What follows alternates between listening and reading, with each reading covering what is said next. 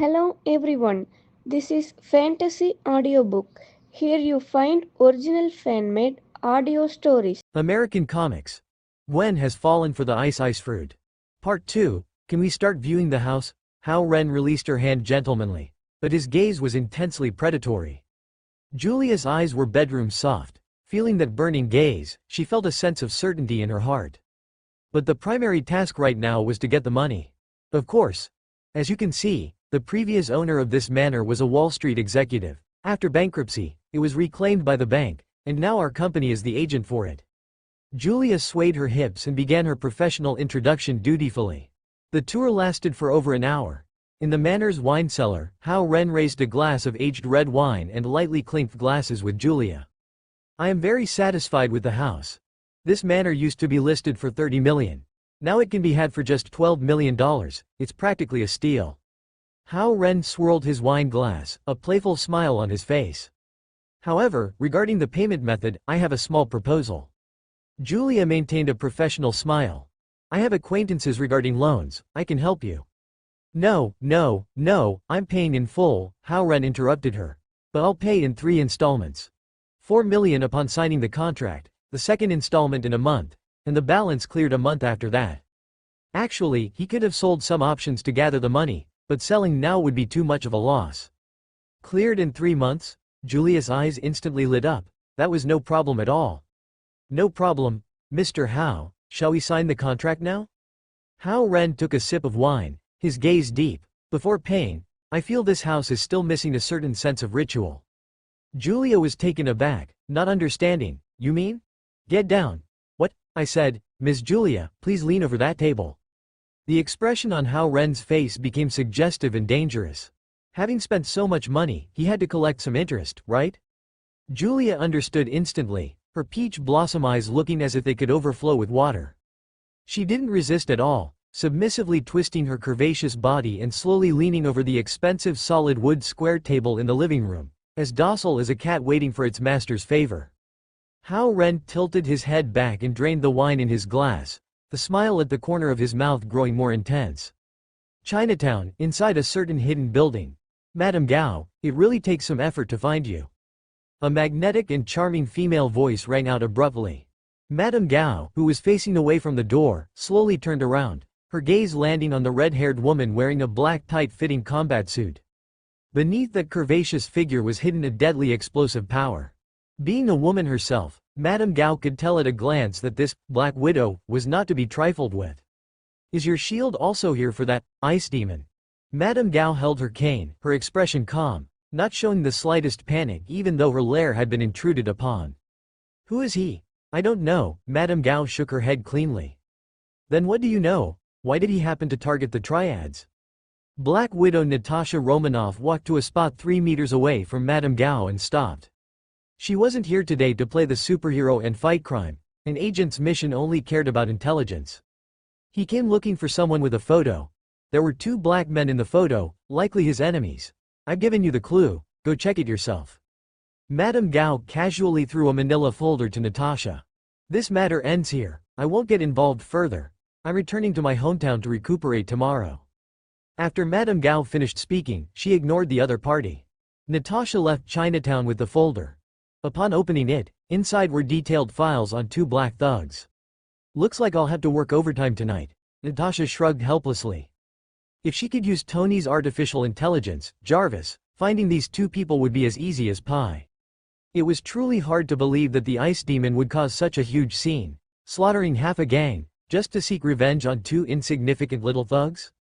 But Hell's Kitchen is that blind lawyer's territory after all, perhaps he knows something too. The image of that daredevil in the red-skinned tight suit surfaced in Natasha's mind. Just then, her phone rang. Seeing the caller ID, she sighed helplessly.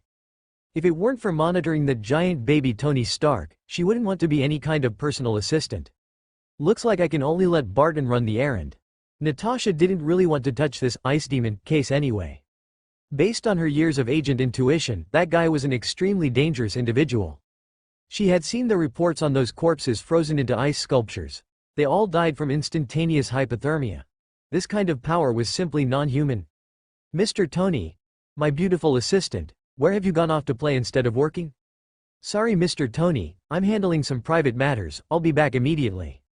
Natasha hung up the phone. It seemed catching up with Daredevil was out of the question. Julia, I am very satisfied with your service. Inside the manor, Hao Ren lightly patted the real estate agent's perky backside. Julia's eyes were hazy, looking at this young benefactor with a hint of flattery. If Mr. Hao needs anything in the future, call my private number anytime, no matter how late it is. She left a fragrant kiss on Hao Ren's cheek, then left the manor contentedly with the signed contract. After seeing Julia off, Hao Ren drove his newly bought Lincoln Navigator to an abandoned factory in the New York suburbs. That dilapidated van was still parked there quietly, completely sealed by a thick layer of ice. With a thought from Hao Ren, the ice layer instantly shattered. He moved all the 30+ million in cash hidden in the car to the Lincoln. Although this amount of money wasn't an astronomical figure, in Hao Ren's eyes, not a single cent of money that entered his pocket could be lost. There are too many traces left on this junk car, it must be destroyed. Hao Ren whispered, his right hand suddenly spreading open. The moisture in the surrounding air converged frantically, instantly transforming into 8 ferocious water dragons that tightly entwined the van. Ice Dragon Strangulation. With his low shout, the 8 water dragons instantly froze into incredibly hard ice. The bone-chilling low temperature instantly destroyed the molecular structure of the metal, making the van's steel plates as fragile as glass. Hao Ren's 5 fingers suddenly clenched. Creak, creak. The tooth-aching sound of metal twisting rang out. The 8 ice dragons twisted frantically, and the van was instantly ground into a pile of sparkling ice shards and scrap metal. Turn to water. The ice dragons dissipated, turning back into a torrent that swept up all the residue on the ground and flushed it into the depths of the sewer, completely destroying all evidence. The ice fruit plus water control magic is simply a divine skill. Looking at the empty ground, Hao Ren was very satisfied with this round of experimentation. Water control magic compensated for the ice fruit's shortcomings in morphological transformation, while the freezing ability endowed the water flow with terrifying lethality. The effect of 1 plus 1 was definitely greater than 2. It was already late at night when he returned to the manor. Hao Ren casually threw those several sacks of cash into the underground room. Looking at the mountain of banknotes, although they emitted a sinful, bloody smell, it truly made one's mood pleasant. However, these were sequential bills of black money. They couldn't see the light for the time being and had to be laundered slowly. After handling everything, he returned to his apartment in the city. Just as he sat down, a slight movement came from the neighboring windowsill. Relying on his water control perception, Hao Ren clearly sensed that the blood flow rate within the living body next door was very fast, obviously having just finished strenuous exercise. It seemed our Spider-Woman had returned from fighting crime. Actually, he quite wanted to see Gwen wearing that tight spider suit. But there was plenty of time, for now, he was looking forward to her dress look at the graduation prom. Ding dong. His phone suddenly lit up. I'm at the Blue Moon Bar in Hell's Kitchen, come over. Sender. Jessica Jones. Hao Ren, who was about to sleep, instantly perked up. It seemed this woman had realized and was starting to doubt his identity.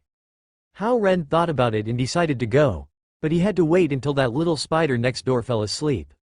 In Hell's Kitchen late at night, the streets were as desolate as a ghost town. The terrifying legends about the ice demon were still fermenting. Every day, Hao Ren could receive a large amount of fear and desire points contributed by this area. He didn't feel the slightest guilt about killing those gang scum. Instead, he treated this place as his granary for farming experience. Inside the Blue Moon Bar, the lighting was dim. Jessica Jones sat alone at the bar, gulping down drinks, her whole body emitting a keep away aura. A glass of whiskey, put it on her tab. Hao Ren sat down beside Jessica casually. Someone is investigating me, saying I was looking for photos of 2 black men. Jessica Jones didn't even look up, her voice as cold as ice. Hao Ren took the glass and had a sip. Tonight we only talk about romance, not business.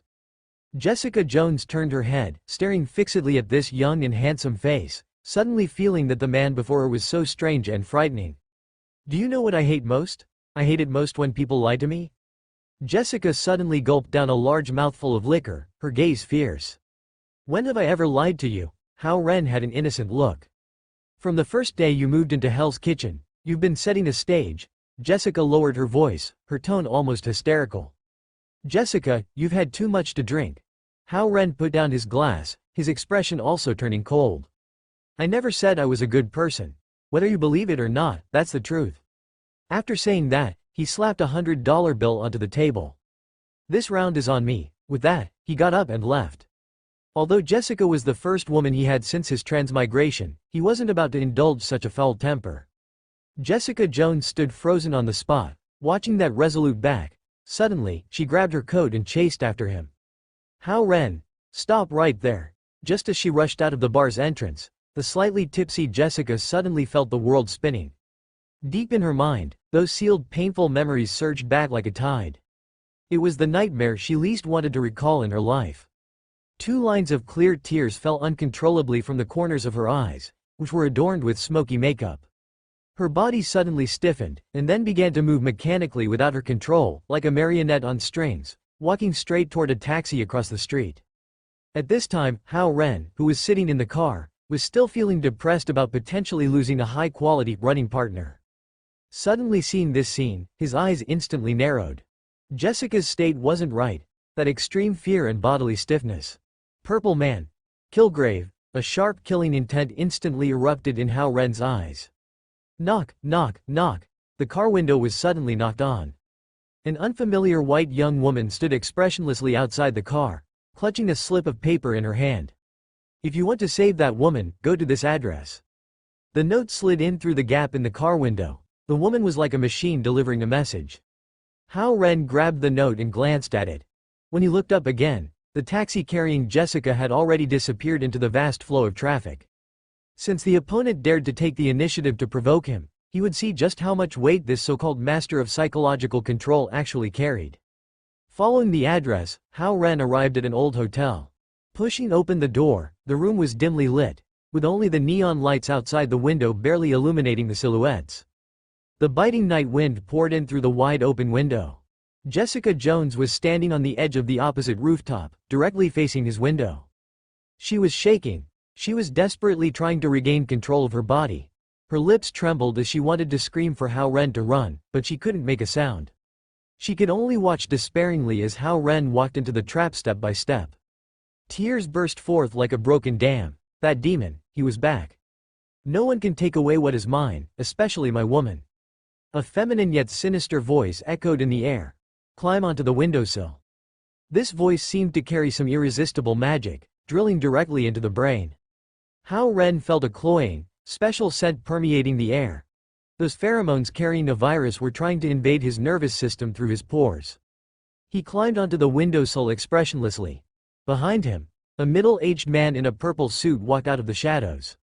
Kilgrave, his face full of gloom, stared fanatically at Jessica opposite him, spreading his arms to announce his return. Now, jump down for me. The command was cold and cruel. No. Jessica Jones on the opposite side let out a shrill wail, watching helplessly as Hao Ren's figure swayed. However, in the next second, man, what are you thinking?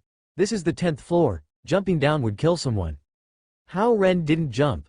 Instead, he nimbly hopped back into the room, turned around, and looked at the purple man as if he were an idiot. At this moment, Kilgrave's terrified eyes bulged wide. This is impossible. How could you possibly disobey my command? Ever since he obtained this ability, he had been a god whose word was law, never failing once. Is this all you've got? Controlling people with a virus that's like a fart? It's truly disgusting to the extreme. Hao Ren's eyes were cold, his face full of disdain. As a man with mind immunity, this kind of mental control was a joke to him. Even without immunity, these virus pheromones filling the room would have no effect against his ice fruit elementalization. Don't come over. Get back. Kilgrave panicked, pointing at Hao Ren and roaring frantically, trying to issue instructions again. Do you know what sound the human body makes when it instantly freezes and then shatters? Hao Ren approached step by step, and the surrounding air temperature plummeted to absolute zero. Before Kilgrave could beg for mercy, his entire face suddenly turned the color of pig liver, and his body began to twist eerily. Crack! A thick layer of white frost instantly covered his entire body. Immediately after, his whole person turned into a lifelike ice sculpture. Melt! The ice sculpture instantly melted into a pool of turbid blood water. Congeal! The blood water froze again. Shatter! The ice block crumbled into powder. After repeating this several times, the purple man, who once made countless people tremble with fear, was completely turned into a pool of organic liquid with no signs of life. Hao Ren didn't even bother to take a second look, directly controlling a stream of water to sweep the liquid into the toilet and pressing the flush button. Flush. The world became quiet. With control-level ice and water dual cultivation, killing and destroying evidence was a one-stop service. Hao Ren waved his hand, and the water molecules in the air instantly took away all odors and residual viruses. With the complete death of Kilgrave, Jessica Jones on the opposite side felt the invisible shackles instantly snap. Boom! She slammed her foot against the ground, and her whole person was like a cannonball, crossing the 10+ meters of the street and crashing heavily into the room where Hao Ren was. She gasped for breath, her eyes full of disbelief and the shock of surviving a disaster. Where is that fool? If you mean that purple sweet potato essence, he should be in the sewers heading for the Pacific Ocean right now. Hao Ren shrugged, revealing a row of white teeth. Don't worry, he's truly dead this time. Even if the goddess of resurrection came, she couldn't piece him back together. I said so. Before he finished speaking, Jessica Jones suddenly let out a suppressed low growl and lunged forward, pinning Hao Ren directly to the carpet. This extreme stimulation of escaping death needed the most primitive way to be vented. Hey, this time I'm on top. Hao Ren flipped her over onto the large bed. The curtains were thoughtfully pulled shut by two large hands made of water, hiding the room full of spring colors. Ding! Detected Jessica Jones's extremely strong desire for redemption, obtained 40,000 desire points. Ding! Detected Jessica Jones's inexpressible desire for gratitude, obtained 50,000 desire points. The system panel shook violently, and the ice blue light flashed frantically. The violent tremors from the depths of Jessica Jones's soul instantly converted into a huge amount of 150,000 points. Recalling the madness of this woman last night, that wave alone had harvested a full 240,000 points. Immediately after, that purple-skinned monster named Zebediah Kilgrave also contributed 30,000 points from the extreme horror he exploded with before death. Especially at the moment the purple man's life faded, that desperate fear originating from the soul directly yielded an astronomical figure of 300,000. The fall of a supernatural ability user caused Hao Ren's account to instantly surge by 330,000. Roughly calculated, this wave brought in a total of 570,000 desire points. Over the past few days, as the name Ice Demon fermented, he had incrementally scraped another 280,000 points from those scumbags in Hell's Kitchen. Although some small fries could only provide single-digit meager contributions. But Hao Ren also used this to figure out the system's temperament. Compared to other emotions, fear and lust were simply sharp weapons for harvesting desire points. The upper limit for ordinary people was very low, like a shriveled sponge, while supernatural beings were like large reservoirs, with an output dozens or even hundreds of times that of ordinary people. The more powerful the guy, the richer the profit that could be squeezed out. With a thought, a semi-transparent attribute panel appeared on his retina. In the name column, the three large characters, Hao Ren, were written prominently. The wealth value column had an astonishingly long number, over 480 million points. These were the capital for strengthening abilities. And the desire points had accumulated to 6.47 million. This was the key to a breakthrough in Realm. In the ability column, the Ice Fruit had been developed to the first stage of Transcendent level. Mind Immunity was a passive divine skill, and Water Control Magic had also reached the Transcendent level. As for combat, the Baji Mizong Fist had even been practiced to the Transcendent state. The task list still had that long-term task of Ichisawa Kaori. As long as he had some, beyond friendship, interactions with special female heroes, he could get rich rewards, and there were even stackable blue blind box rewards. Hao Ren rubbed his chin in thought. Although insta-killing enemies was satisfying, the brief period of fear explosion was too short, and it seemed like a bit of a waste of resources. Thinking back, that purple man had been tortured by him in various ways for a long time before he died. He leaned down and gave a light kiss on that exquisite but tired face. Afterward, he left a note he had already written on the bedside table. On it were only a few simple words. I've gone to school. In addition, he specifically left the detailed address of that luxury manor in Long Island. With Jessica Jones's keen intuition as a private investigator, she would definitely understand his hint instantly. But so what? Their current relationship was not an exaggeration to call friends. Or more accurately, she was a confidant who had been completely conquered by Hao Ren. Hao Ren's current physique was ridiculously strong, Purely in terms of physical fitness, he was almost catching up to Jessica. Not to mention he still held the trump card of water control magic in his hands.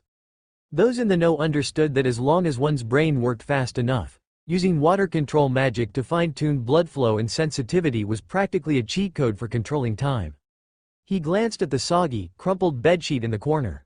Hao Ren felt as if he had opened the door to a new world. Who knew water control magic could be used like this? Especially since his current magic intensity was dozens of times higher than that of Mara, the Queen of the Sea. If he added that mysterious group number 1,440,485,057, he could probably unlock even more positions. Thinking of this, he couldn't help but chuckle mischievously. Before leaving, he pulled a thick stack of US dollars from his wallet and neatly stacked them on the nightstand. After all, the commotion caused by the two superhumans last night was so intense that the bed was likely completely ruined. This could be considered compensation for public property. Hao Ren walked out of the hotel room, looking back every few steps. Before heading out, he habitually waved his hand, and water molecules instantly whisked away the wrinkles and odors from his clothes. Water control magic was incredibly convenient in daily life. If his clothes got wet, there was no need to dry them, a single thought and they would be as dry as new.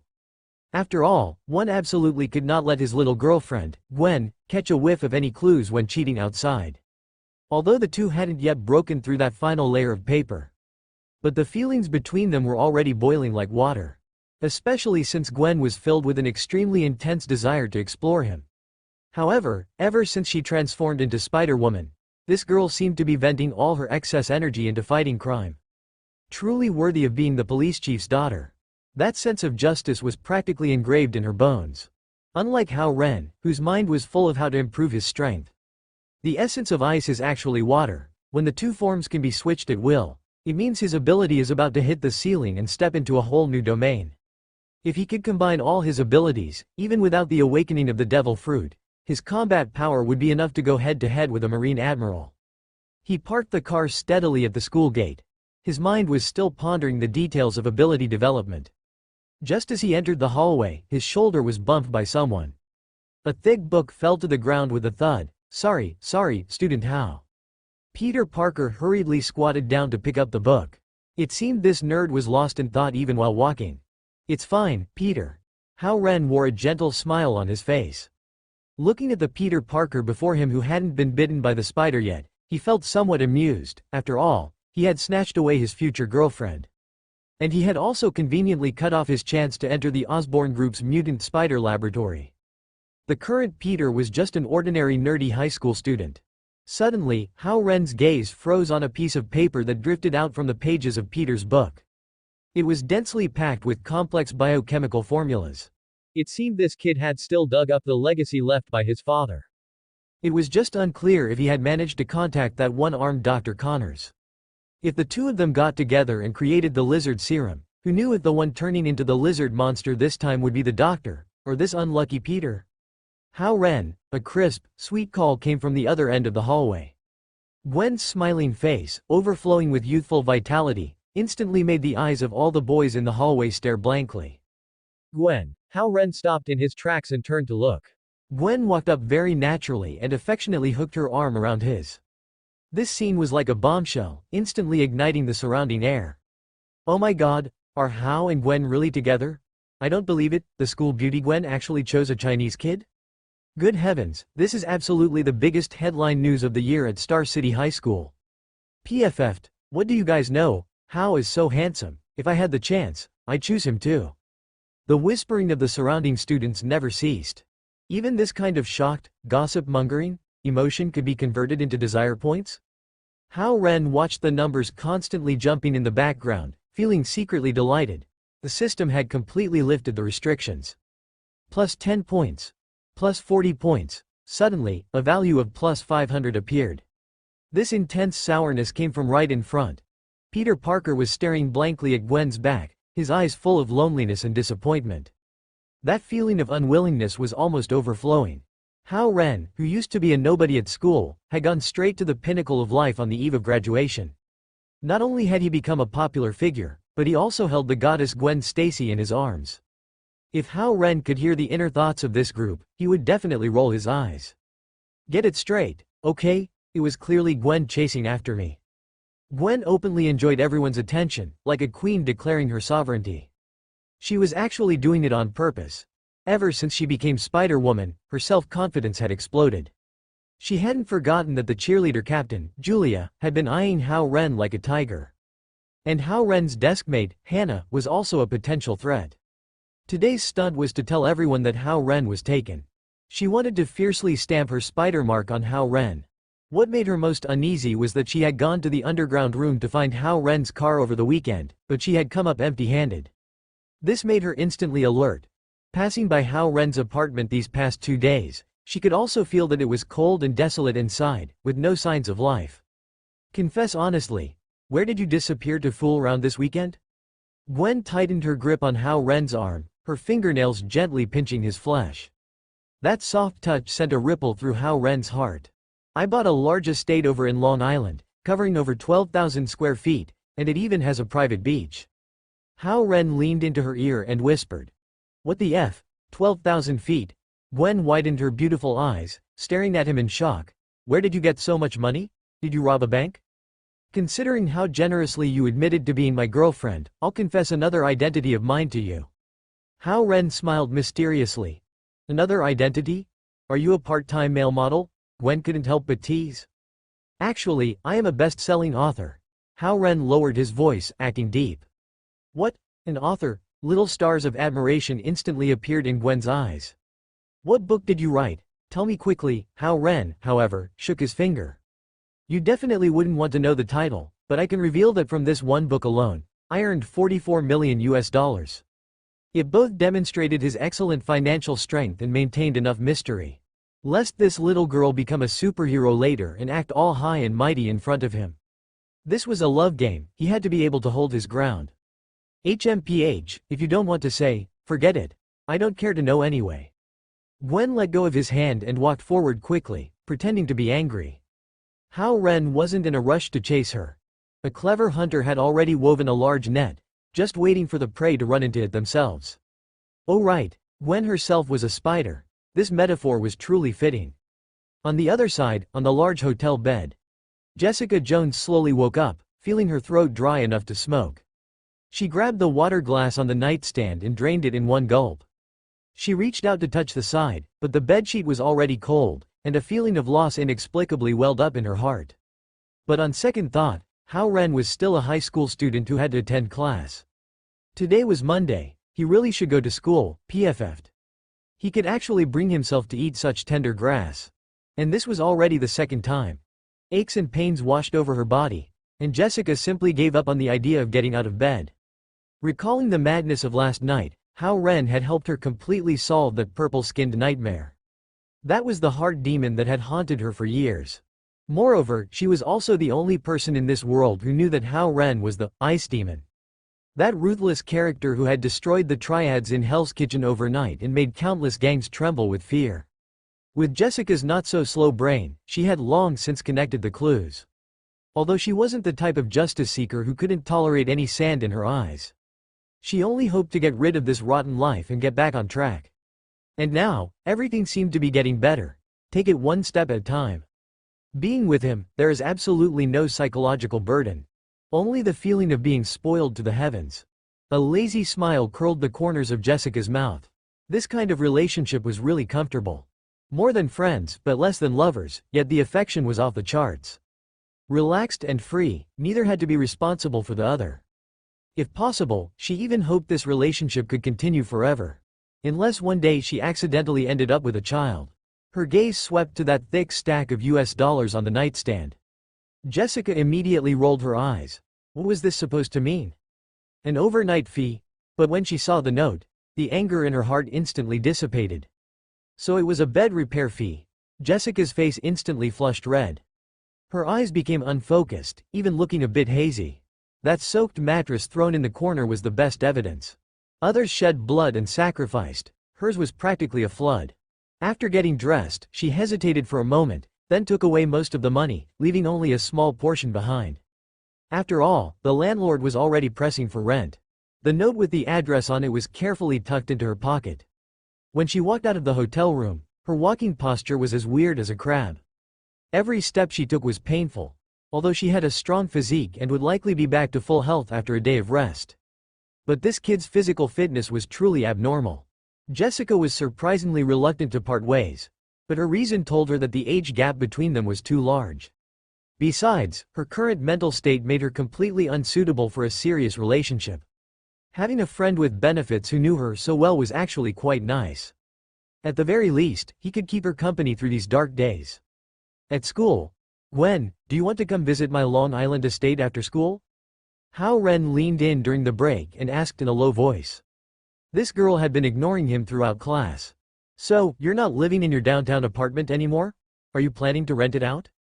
Gwen turned her head, a hint of anticipation in her eyes.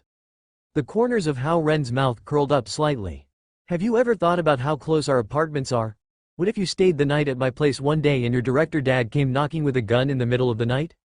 Gwen's face turned red to the tips of her ears instantly. "Who said anything about staying the night at your place? Who's your girlfriend? You can't speak a civil word to save your life?" She hurriedly packed her bag and walked out quickly. When she reached the door, she couldn't help but turn back and roll her eyes at him. "I'm going home. That place in Long Island is in the middle of nowhere. Stay safe living there by yourself." The main thing was that the place was too far from the city. If anything happened, she, a novice Spider-Man, wouldn't be able to rush over to save him. No, she had to finish making her suit tonight. "HMPH, Hao Ren, since you're hiding the title of your work from me, don't blame me for hiding my identity from you." An author? What kind of scandalous book did he write? She decided to turn the list of all the best-selling books from the past 2 years upside down as soon as she got home. Since he was a mysterious best-selling author who had made tens of millions, there would definitely be clues. With that level of royalty income, the scope narrowed down immediately. "My wit. Haha." Gwen Stacy let out a triumphant cackle in her heart. Watching her retreating figure, the corners of Hao Ren's mouth curled up slightly. Secrets are only truly captivating when they are discovered by accident. The news of Warner Brothers acquiring the copyright for 50 Shades of Grey at a high price had long been spreading like wildfire. Major entertainment gossip magazines were frantically speculating about the author's identity. Even the serious New York Times had published related reports. A copyright fee of over 30 million, plus royalties in the tens of millions, this was simply a myth in the publishing world. Combined with the information he had just revealed, that little girl Gwen would definitely follow the clues to find the truth. The constant notification sounds from the system perfectly reflected Gwen's complex psychological state at that moment. Romantic desire points increased by 1,200. Curiosity desire points increased by 1,800. In just one Monday of class time, he had easily pocketed 35,000 points. This efficiency was simply nice. He glanced at the total, 6,505,000 points. After school, Hao Ren drove back to Long Island. Jessica sent a text saying she needed to hide and rest for a few days. Apparently, she had been frightened by last night's battle, and was afraid he would come looking for her again tonight. Hao Ren himself felt a bit of back pain. It seemed he needed to hurry and draw the physique enhancement reward. The car slowly drove into the Long Island area. Just as he arrived at the estate entrance, he keenly sensed something amiss. A pitch-black Ford SUV blocked the entrance like a stubborn rock. A man in a suit with a receding hairline and sunglasses was leaning against the car door. That iconic agent attire clearly indicated that they had already dug up everything about him. Hao Ren sneered in his heart. It seemed he had underestimated SHIELD's intelligence network. From the moment he handed those photos to Madame Gao, this was already a destined outcome. After all, his resume was simply too spectacular. Familiar with the inner workings of the triads, targeted retaliation, photos combined with a massacre. Any agent with half a brain could lock onto the suspect. However, Hao Ren thought about it and realized that exposing his identity in a small circle might not be a bad thing. In a dark world, the strong are like lighthouses in the night. You can't hide even if you want to. Moreover, there were indeed many suspicious points about him that couldn't stand up to scrutiny.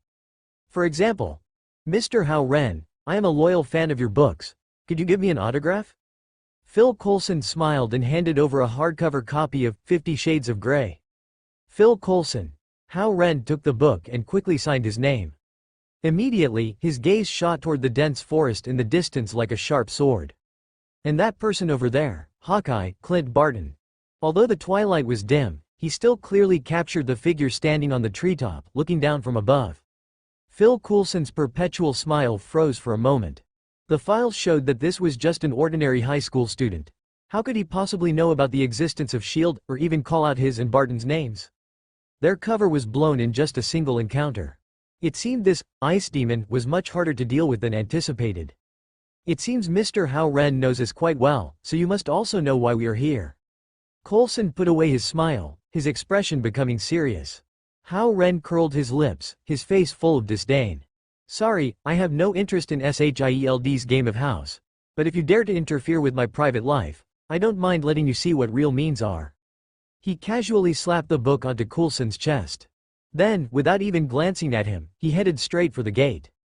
With his hand on the doorknob, Hao Ren paused and coldly threw out a sentence. Don't even think about using any means to control me. I have a bad temper, and I respond better to soft words than force. Coulson turned around, staring at his back. Mr. Hao Ren, are you really not going to listen to our terms? The things I want, S.H.I.E.L.D. cannot afford right now. Also, feel free to play savior if you want, as long as you don't come bother me.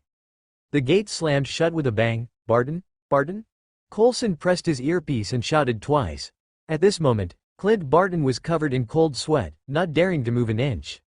Around his body, dense ice shards floated out of thin air, each one emitting a bone-chilling cold, with their tips only millimeters away from his skin.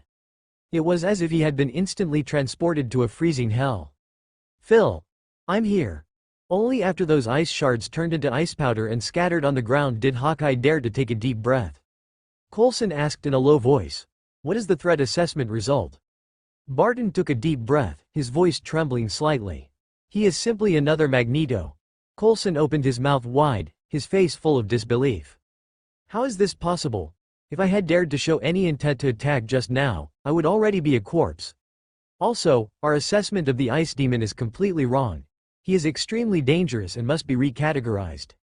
As a top agent of S.H.I.E.L.D., Hawkeye was someone who had seen big scenes. But never before had the god of death been so close as he was today. Let's go, Phil, let's get out of this hellhole quickly. This wasn't over. Coulson knew director Nick Fury's personality all too well. But after witnessing this inhuman power, he also understood that this young man had the confidence to completely ignore SHIELD's recruitment. That was the self-confidence brought by absolute strength. Moreover, the other party's calm and composed heart nature didn't seem like that of a 17 or 18-year-old boy at all. That look in his eyes was as if he were watching a group of clowns. The black Ford SUV drove away from the estate in a dejected manner. Hao Ren stood in front of the huge floor-to-ceiling window on the second floor, swirling half a glass of expensive red wine in his hand, a treasure from the wine cellar. What is meant to come will always come. He glanced at his desire points balance. He was in no hurry to unlock the second stage of the devil fruit ability. As long as he held enough points in his hand, that was combat power that could be realized at any time. There were too many enhancement routes available now. Although the ice fruit was a trump card, this card had already been played. He preferred to draw new ability systems through blind boxes and then carry out targeted enhancements. With his current control level ice ability, as long as he didn't run into someone at the level of Thanos, he could basically walk sideways on Earth. Unless he really wanted to freeze all of New York into an ice sculpture art exhibition. The accumulation of desire points was full of randomness. It wasn't as stable as making money. Let's continue doing missions to stack rewards and see if I can get lucky and draw a legendary gold item. If that doesn't work, I'll just grind the ice fruit. Hao Ren calmly planned for the future, although the system hadn't released any new missions recently. But that main mission was still lit up. There were plenty of heroines in the Marvel Universe, enough for him to grind experience points for a long time. Jessica Jones had already been successfully conquered. The current focus of his strategy was on Gwen. According to the timeline, he would soon run into that tight-suited agent, Black Widow. As for Wanda, she was probably still a little girl right now, and hadn't awakened her chaos magic yet. That was a plotline that wouldn't start until Avengers 2. But Hao Ren also had hidden worries. This world seemed to be more than just the simple movie universe. On the surface, I'm just a high school student. Only by making a big splash can I attract the attention of more heroines. He tilted his head back and finished the red wine in one gulp. Setting aside the system, he was essentially still immortal. If you weren't already familiar with the plot's direction, Whether or not he could survive 3 episodes in this crisis-ridden world would depend entirely on luck. But now, the tables had turned. He was fully capable of taking the lead in directing the plot. Or rather, using his fists to seize the right to speak. Nick Fury, you better not let me down. If I don't use that braised egg head of yours as a stepping stone to rise up, I really would be stuck as an obscure background character. Since he had already been labeled as the Ice Demon, he might as well play the part to the end. Of course, occasionally guest starring as a masked vigilante was also a bit of fun. Inside the car, Coulson was driving, while Barton sat in the passenger seat, his eyes hollow as he watched the bustling streetscape outside the window. "Phil, our intelligence is severely lagging," Barton suddenly spoke, breaking the silence. "This is an extremely dangerous and powerful superhuman." Coulson nodded with a grave expression. "We need to let Nick make the call on this." "Nick. Whatever." Barton started to say something but hesitated, ultimately choosing to keep his mouth shut. Coulson sighed. "He seems to know a lot of top-secret information. I suspect he was raised by some mysterious organization. Investigations showed that this Hao Ren was practically a prodigy in the financial markets. He had precisely shorted Stark Industries, as if he had known long ago that Tony would shut down the weapons division. Just when the whole world was waiting for Stark Industries stock to rebound, he did the opposite, frantically shorting it with 20 times leverage. Even more bizarrely, when everyone was panic selling, he started buying the dip like crazy. Coulson had been tracing the mastermind behind Tony's kidnapping. Recently, Obadiah Stane had been aggressively acquiring shares, even trying to kick Tony off the board of directors. This internal struggle had only surfaced in the last couple of days. If Tony's Iron Man armor and reactor technology were leaked, the global landscape would change overnight. Nick Fury had already issued a dead-set order for him to keep a close eye on Tony's side. He was the core figure of the Avengers Initiative. If this kid isn't guided, it'll be easy for him to go down an antisocial, wicked path. Hawkeye was still holding that copy of 50 Shades of Grey. A normal minor couldn't possibly write something this twisted. Only someone with an extremely perverted psyche could construct such a world, let alone write this book before he was even an adult. He raised the book in his hand. "Don't forget, there are still over 1,000 corpses lying in the morgue." Calling him a demon is truly well-deserved. Even for the blood-soaked Hawkeye, facing that seemingly harmless high school student still left a lingering fear in his heart. Extremely calm, with a mental maturity that's terrifyingly inconsistent with his age, Coulson agreed. "That's why we need the director to decide." Hawkeye's feelings were complicated. He had filled in the blanks with a dramatic backstory. A youth arriving alone in a foreign land, his parents brutally murdered. His heart filled with hatred for this world. Perhaps it was from that moment on that his psyche began to twist. Add to that hanging around a hellhole like Hell's Kitchen and seeing too much of the dark side, and you get dark literature like 50 Shades of Grey. He both sympathized with the kid's plight, and feared his complete descent into darkness. S.H.I.E.L.D. had to intervene. They had to keep this unstable nuclear bomb in their hands. Otherwise, once he lost control, all of New York would turn into the Ice Age. This was far more terrifying than that Iceman from the X-Men. "Where to now?" Hawkeye asked. "Do you know that Hell's Kitchen has another special vigilante?" Coulson gave a mysterious smile. Files showed that Hao Ren had once had contact with that blind lawyer. Actually, Coulson had initially wanted to find Jessica Jones. But intelligence indicated that the pervert Purple Man wasn't fully dead yet and might be lurking in New York. He feared that a rash contact would alert the enemy and expose their identities. "Mr. Murdoch, hello. We're from the Strategic Homeland Intervention, Enforcement and Logistics Division." Coulson called out while standing before a shabby apartment door.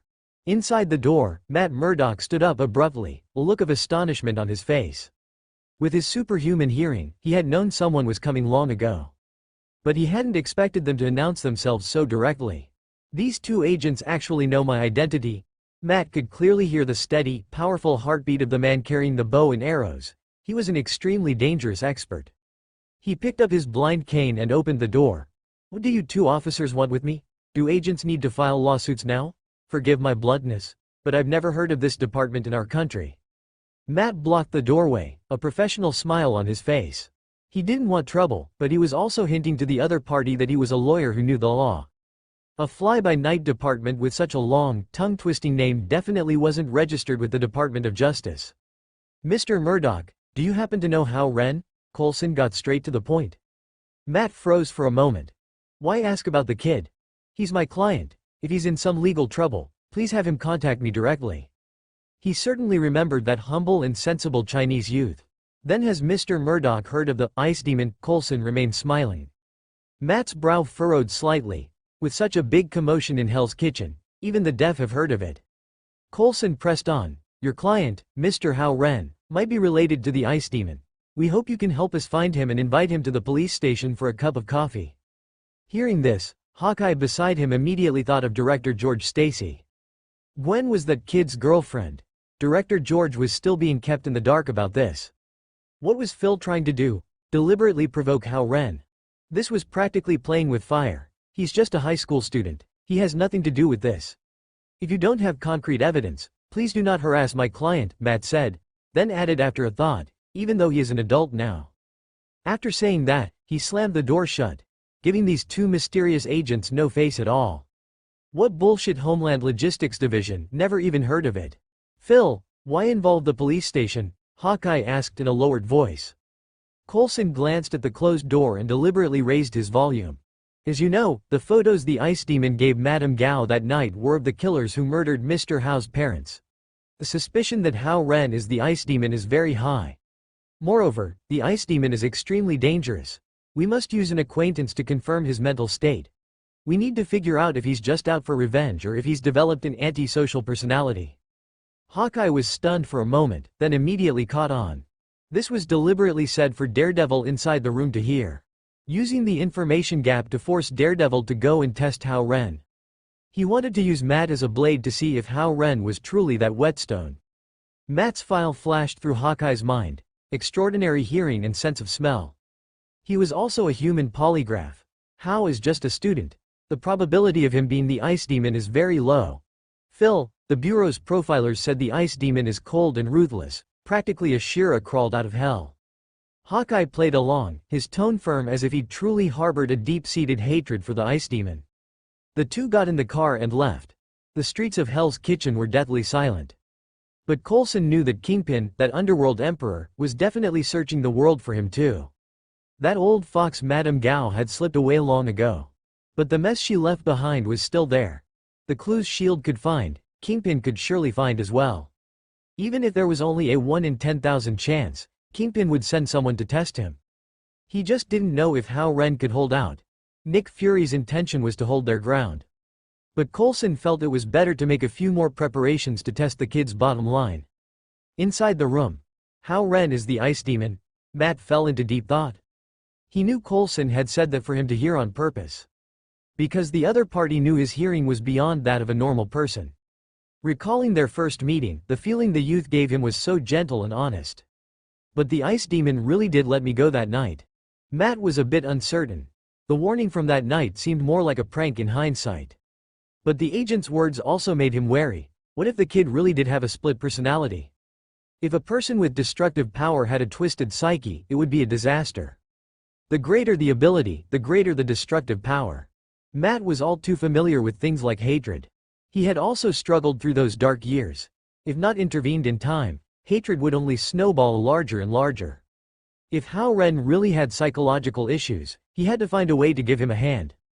Will we succeed? Who knows? At least one thing's for sure, this kid is a bit of a romantic. In the car, Coulson had already opened the novel and was reading it with great interest. Hawkeye glanced at the position of the bookmark, his mouth twitching. The book was just bought this morning, and he'd already read more than half? Sometimes, for certain powerful people, a gentle land is a hero's grave. Being obsessed with beauty is always better than being obsessed with destroying the world. Hawkeye summarized with narrowed eyes. Once there are attachments, there are weaknesses. Coulson gave a casual, perfunctory reply, his mind completely immersed in the indescribable plot points of the book. Phil. Don't get too sucked in. Ahem. The plot is indeed full of ups and downs, it's a bit addictive. Coulson awkwardly closed the book. The first rays of morning sunlight spilled over the surface of the sea. With a splash, Hao Ren broke through the water like a vigorous fish. After completely mastering the water element, the ocean felt like his own backyard, incredibly familiar. He returned to the manor and took a shower. AI model. GEMINI 3.1 flashlight. Putting on a crisp school uniform and driving his luxury car, he sped off towards the school. There were less than 30 days left until his high school life was completely over, and that was counting generously. Sitting in the classroom, Hao Ren rested his chin on one hand, staring blankly out the window. The string in his mind regarding his future was vibrating incessantly at this moment. Should he really go and attend that so-called university? Actually, he had already made up his mind about this. It was purely a case of taking off one's pants to fart, a completely redundant effort. If he really stepped into the gates of a university, he would just be jumping into a pit of fire. The heavy coursework would press down on him like a mountain, not to mention those superficial and nutritionally void social circles. They were useless, serving only to waste time and drain his energy. The only pain point that made him hesitate was that piece of paper, the diploma. Venturing into society with only a high school diploma did feel a bit cheap, and it was hard to save face. Could it be that after he struck it rich, he would have to donate a few buildings to a prestigious school just to get an honorary doctorate to save face? Besides, how would he explain it to his little girlfriend, Gwen Stacy? Thinking of Gwen's smile, as bright as spring sunshine, Hao Ren's heart felt as if it had been lightly tickled by a feather. If he really went to Columbia University, this girl would surely follow him there, wouldn't she?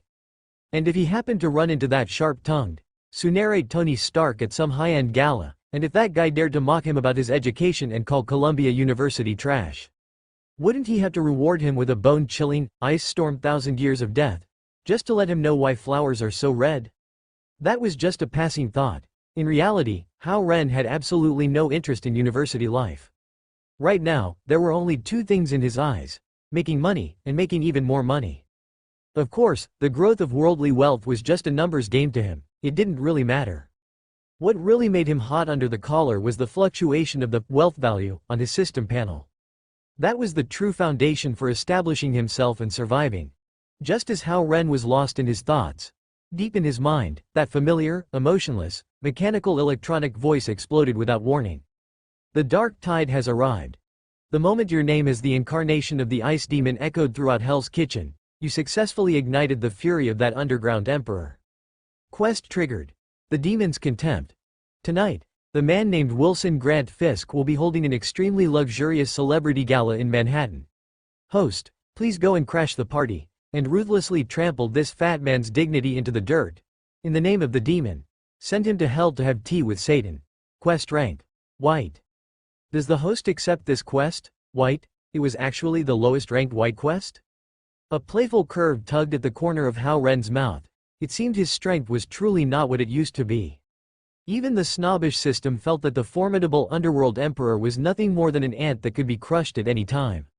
The dignified kingpin had actually fallen to the level of a white quest. However, this feeling of being underestimated actually made Hao Ren feel comfortable, and the heavy stone in his heart instantly dropped. In the past, he was always looking over his shoulder, afraid of this and that, living like a frightened bird. To put it bluntly, he was extremely lacking in a sense of security in this crisis-ridden Marvel universe. Even after eating the ice fruit and possessing extraordinary power, he was still very insecure and confused about how to walk the path of the future. It wasn't until those S.H.I.E.L.D. agents came knocking that it acted like a shot of adrenaline, helping him clear away all the uncertainties in his heart. Since he had been reborn and had the system by his side, what was there to be afraid of? Just one word. Do it. Heaven and earth are vast, but the system's quest is the greatest. Since S.H.I.E.L.D. had already tracked him down, there was no need to hide anymore. Showdown, no more pretending. I am that terrifying ice demon. Whether it was acting heroically or behaving recklessly, he no longer needed a fig leaf to cover it up. Of course, life is life, and work is work. Hao Ren didn't want his peaceful daily life to be broken. There were countless sanctimonious hypocrites and double-standard dogs in this world. If his private life were watched by this group of flies, wouldn't that be annoying to death? Then I'll use Kingpin as a whetstone to officially declare my attitude to this world. A cold glint flashed in Hao Ren's eyes, and his gaze became firmer than ever before. The school bell rang. The black sedan slowly pulled up to the school gate. Hao Ren pushed the door open and stepped out, his steps light. Although he had already made up his mind not to attend university, before all that, he had to completely win over this girl, Gwen. Otherwise, if the girl felt that since they weren't on the same path they should part ways, and a rift was created, that would be a huge loss. After all, Gwen was his first love in this world. First love, after all, always carries a special filter that makes it hard to let go. Walking to that row of familiar lockers, that beautiful figure was already waiting there. Hao Ren casually pulled open the locker door, shoved his heavy backpack inside, and pulled out a few books, his movements smooth and fluid. Then, he turned around very naturally and reached out his hand towards Gwen. Gwen Stacy was clearly stunned for a moment. In that instant, a flash of surprise crossed her bright blue eyes, but it was quickly filled with sweetness, and she unhesitatingly placed her small hand into his palm. In the past, whenever they spent time together, it was mostly Gwen who took the initiative. Had this block of wood finally realized something today? Although this change in attitude came a bit suddenly, the little resentment in Gwen's heart vanished instantly. "Are you going back to the apartment tonight?" Gwen Stacy tilted her head up, her eyes filled with a hint of anticipation. "Yes, the renovation trifles at the Long Island estate have all been handled. Whenever you want to go on vacation, we can go anytime." Hao Ren gently squeezed her palm and explained. "That's great, let's go to Long Island this weekend. I heard the private beach there is as beautiful as a painting." Gwen Stacy's eyes lit up, her tone full of excitement. "That's a must. As the future mistress of the estate, you have to go and inspect the territory in person, and by the way, see what ornaments are missing so we can go shopping for them." Hao Ren's tone was casual, yet every word was flirtatious. These words fell into Gwen Stacy's ears, as if she had eaten a whole jar of honey, sickly sweet. "HMPH, who said I wanted to be your mistress? You wish." Gwen proudly raised her chin, though two red clouds quietly flew onto her cheeks. "It's mainly because my aesthetic sense is limited, and I urgently need the high-end taste of Miss Stacy to save my house. I wonder if Miss Stacy would be willing to do me the honor of helping? Since you are inviting me so sincerely." Gwen laughed, her body trembling, so radiant that one couldn't look away. "That goes without saying. I'll cook personally and show you some authentic Chinese food." Hao Ren winked at her, looking mysterious. "Really? The kind of authentic taste you always talk about?" "Truer than pearls." "Deal, I agree." Gwen Stacy immediately made the decision, fearing he would go back on his word. Just then, the phone in his pocket vibrated. Hao Ren glanced at the caller ID and pressed the hang-up button directly. It was Matt, that blind lawyer who had once helped him with a lawsuit. Hao Ren didn't want this justice-obsessed daredevil to get too involved in his life right now. Although Matt had good skills, he was, in the end, just a mortal. The level of the upcoming battles was too high. If he got dragged in, he would purely be throwing his life away. It was better to let him stay in his little patch of Hell's Kitchen and playhouse with those small-time thugs. The Hand was his destined nemesis.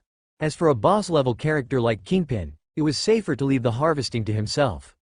After seeing Gwen off to her internship at the Osborne Group, Hao Ren stood alone on the street. He heard from Gwen that Dr. Connors had made a major breakthrough in cross-species genetic transplant technology.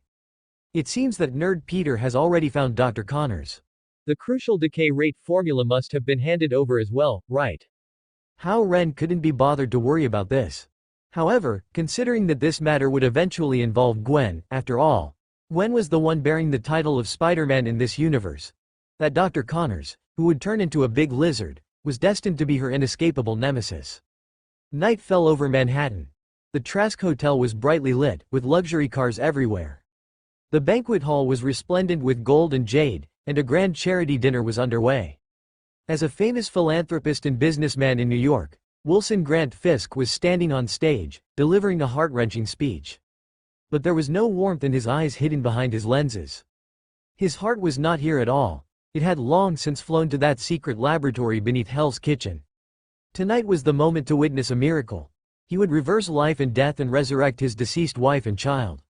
He would drag them back from the chaotic torrent of spacetime. To this end, this underworld emperor did not hesitate to kidnap countless top scientists. The news that just came in made his blood boil. The quantum collider had been fully assembled. "Mr. Fisk, your speech was truly wonderful and moving." As soon as the speech ended, a group of well-dressed New York elites, like sharks smelling blood, swarmed around to shake hands and exchange pleasantries. Wilson Grant Fisk had a professional fake smile plastered on his face as he toasted and chatted with every wealthy merchant and tycoon. The identities of these people were his best protective umbrella. By paving the way with money, he successfully squeezed into high society and befriended a large number of high-ranking U.S. government officials, enjoying an incredibly prestigious status. On ordinary days, those police officers who saw him would have to lower their heads and take a detour. Who could have imagined that this amiable big fat man was the most notorious emperor of the New York underworld, Kingpin? According to statistics, for every 10 serious crimes that occur in the USA, 4 have inextricably linked connections to him. Even many shocking major cases were orchestrated by him single-handedly.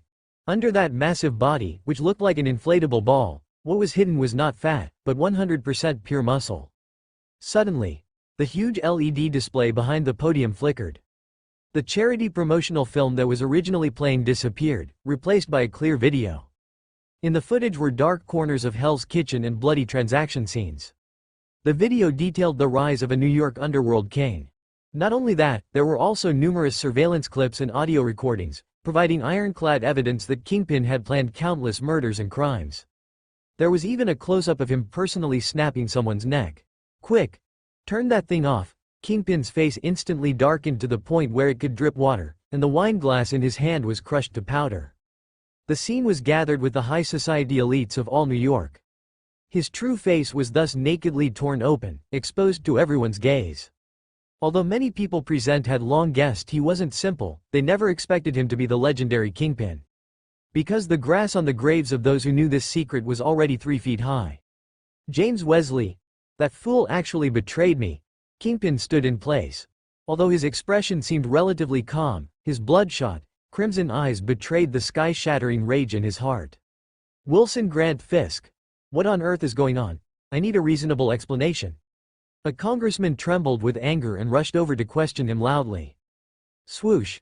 An imperceptible sound of breaking air rang out. An ordinary wooden toothpick instantly pierced through the congressman's brow, embedding itself deep into his brain. The congressman's voice came to an abrupt halt, and he fell straight down. In the crowd, a man with a bullseye symbol carved on his forehead, holding another toothpick in his mouth, smiled sinisterly, his gaze sweeping over the present celebrities like they were dead men. Boss, how do you want to handle these noisy flies? Since the mask had been completely torn off, Kingpin didn't bother pretending anymore. He looked coldly at this group of guests who used to call him brother. If all these people died, the trouble would certainly be huge. But if he pinned the blame on that ice demon, created some illusions, and staged the scene as a terrorist attack, there might still be room for maneuver. Kill them all, leave none alive. With the order given, the doors around the banquet hall slammed shut. Dozens of men in black rushed out with guns, their dark muzzles pointed at the panicked crowd. Screams and cries instantly erupted. People looked in horror at that mountain-like man, as if they were seeing a devil. Clap, clap, clap. Just then, a sudden and slow rhythmic sound of clapping clearly pierced through the noisy screams. A burly figure walked out from the shadows backstage. Dressed in a pitch-black battle suit with a hood pulled low, he wore an ice crystal mask that emitted a chilling aura. He stood there boldly in the center of the stage. Everyone, this is the great philanthropist Wilson you usually hold in high esteem, and also the actual controller of the New York underworld, Kingpin. A hoarse and voice-modulated sound spread throughout the hall through the ice mask. Since you were fortunate enough to witness his true face, according to villain logic, you are certainly going to be silenced tonight. Hao Ren's eyes, hidden behind the mask, carried a playful smile as he looked directly at Kingpin. Mr. Kingpin, do you like this meeting gift I specially prepared for you? Kingpin didn't show much fear, but the anger of being toyed with made him want to rush up and crush this ice demon's skull immediately. The business empire I painstakingly built for 20 years was destroyed by you just like that. Kingpin's voice was low as thunder, and his whole body emitted a physical killing intent. Tonight, in this banquet hall, only one person can walk out alive. Even if you are a demon, you must die here today. At this moment, Kingpin was covered in demonic flames, as if he had truly become a ghost crawling out of hell. Naive. Hao Ren spat out those 2 words disdainfully. The surrounding black-clad gunmen had all aimed at him. Especially Bullseye. Those sinister eyes stared fixedly at Hao Ren's brow. But his mind involuntarily recalled that night of the demon. A single shot simply couldn't kill this monster in front of him. Although Bullseye felt frustrated inside, he was still frantically looking for a way to break the situation. Ice? Could he use a flamethrower to deal with him? Naive? This is New York. This is the world I dominate? Kingpin's eyes widened, his face full of madness. He had always been an extremely calm person, remaining unfazed even if a mountain collapsed before him. But today, he had completely lost his composure. As long as a single wealthy merchant or celebrity escaped alive, the foundation he had built in New York over the past 20 years would collapse in an instant. Do you really think you've hidden yourself well? I've already investigated your background thoroughly. Kingpin's hideous face twisted, his tone chilling to the bone. I will find the friends around you one by one and wipe them out right in front of your face. Hearing this, Hao Ren didn't even lift an eyelid. This level of threat was simply like a joke to him. His friends in this world could be counted on one hand, there were only two. Jessica Jones, the super strong female titan. Gwen Stacy, the mutated Spider-Woman. With the bunch of useless trash under Kingpin's command, they wanted to deal with those two great deities? Keep dreaming. So Hao Ren wasn't worried at all, he even felt a bit like laughing. It's getting late. I still have class tomorrow, so I need to go back and sleep. Hao Ren's nonchalant attitude made Kingpin realize that stalling for time was pointless. The only way to survive was to flee quickly, as far away from this freezing monster as possible. Just right, I've just developed a new move. I'll use you all to christen it. Hao Ren slowly raised his palm. In an instant, an invisible water-controlling magic surged out like a tide, instantly covering the entire banquet hall. The water molecules in the air seemed to hear a command and began to agitate frantically. Immediately after, Kingpin and his subordinates discovered in horror that their bodies were actually floating uncontrollably. That was the magic directly controlling the moisture inside their bodies, forcibly seizing control of their forms. Ice burst burial. With a low shout from Hao Ren, his palms suddenly clenched shut. PFF'd. PFF'd. PFF'd. Countless sharp ice cones burst out from within these people's bodies without any warning. Before the blood could even spray, it was instantly frozen. Kingpin and his subordinates instantly turned into giant humanoid hedgehogs. What was even more terrifying was that their corpses were shriveling up at a speed visible to the naked eye. All the moisture in their bodies was instantly drained and solidified. After finishing the battle, Hao Ren took several leaps and, without looking back, smashed through the floor-to-ceiling window and disappeared into the night. Only then did those terrified wealthy merchants and celebrities finally come to their senses. Those ladies who were usually elegant and dignified now had pale faces and vacant eyes, letting out banshee-like screams. While the gentlemen trembled all over, their teeth chattering as they looked in disbelief at the direction where that terrifying back had disappeared. Ice is essentially the solid form of water, and the freezing ability can infinitely solidify the form of water. The two complement each other, it's simply perfect. This move, Ice Burst, Funeral, was inspired by Gaara, who carries a gourd and plays with sand. Except after Hao Ren's magical modification, it became even more brutal. In midair with a thought, Hao Ren once again thought of Marco the Phoenix. Magic power erupted violently, and the surrounding water vapor quickly condensed. His body began to elementalize, and a pair of crystal-clear, giant ice wings actually grew from his back. Attempting to use water manipulation methods in coordination with these wings, his whole being was like a blue meteor, soaring into the sky. In fact, true flight did not depend on these ice wings flapping the air, but on the buoyancy generated by magical water control. He shuttled rapidly between skyscrapers at an astonishing speed. Before long, he landed in a hidden parking lot. Retracting his divine ability, he drove his second-hand car and returned to his apartment like nothing had happened. And at this very moment, all of New York had completely boiled over. AI model. GEMINI 3.1 Flashlight. The Ice Demon's earth-shattering move, Ice Blast Funeral, was captured in its entirety by reporters on the scene who risked their lives to film it. Major news media outlets erupted instantly, and headlines flew everywhere. Breaking: mysterious mutant ice demon reappears, kills Kingpin, the king of the underworld, with a single move. Shocking: the godfather of the underworld is actually the great philanthropist Wilson? A model of a beast in human clothing? A terrifying charity banquet. The demon descends. The massacre scene is like hell. Ice Blast Funeral? This is the demon's judgment. 66 lives perished in an instant? The internet was in an uproar, with all sorts of clickbait headlines emerging one after another. Hao Ren returned to his apartment and lay comfortably on the sofa. In his mind, the system's notification sound for desire points received rang continuously, clinking and clanking like a slot machine spitting out coins. As the news spread like a virus to every inch of the USA, and even out to the entire world. This wave of traffic had filled his pockets to the brim.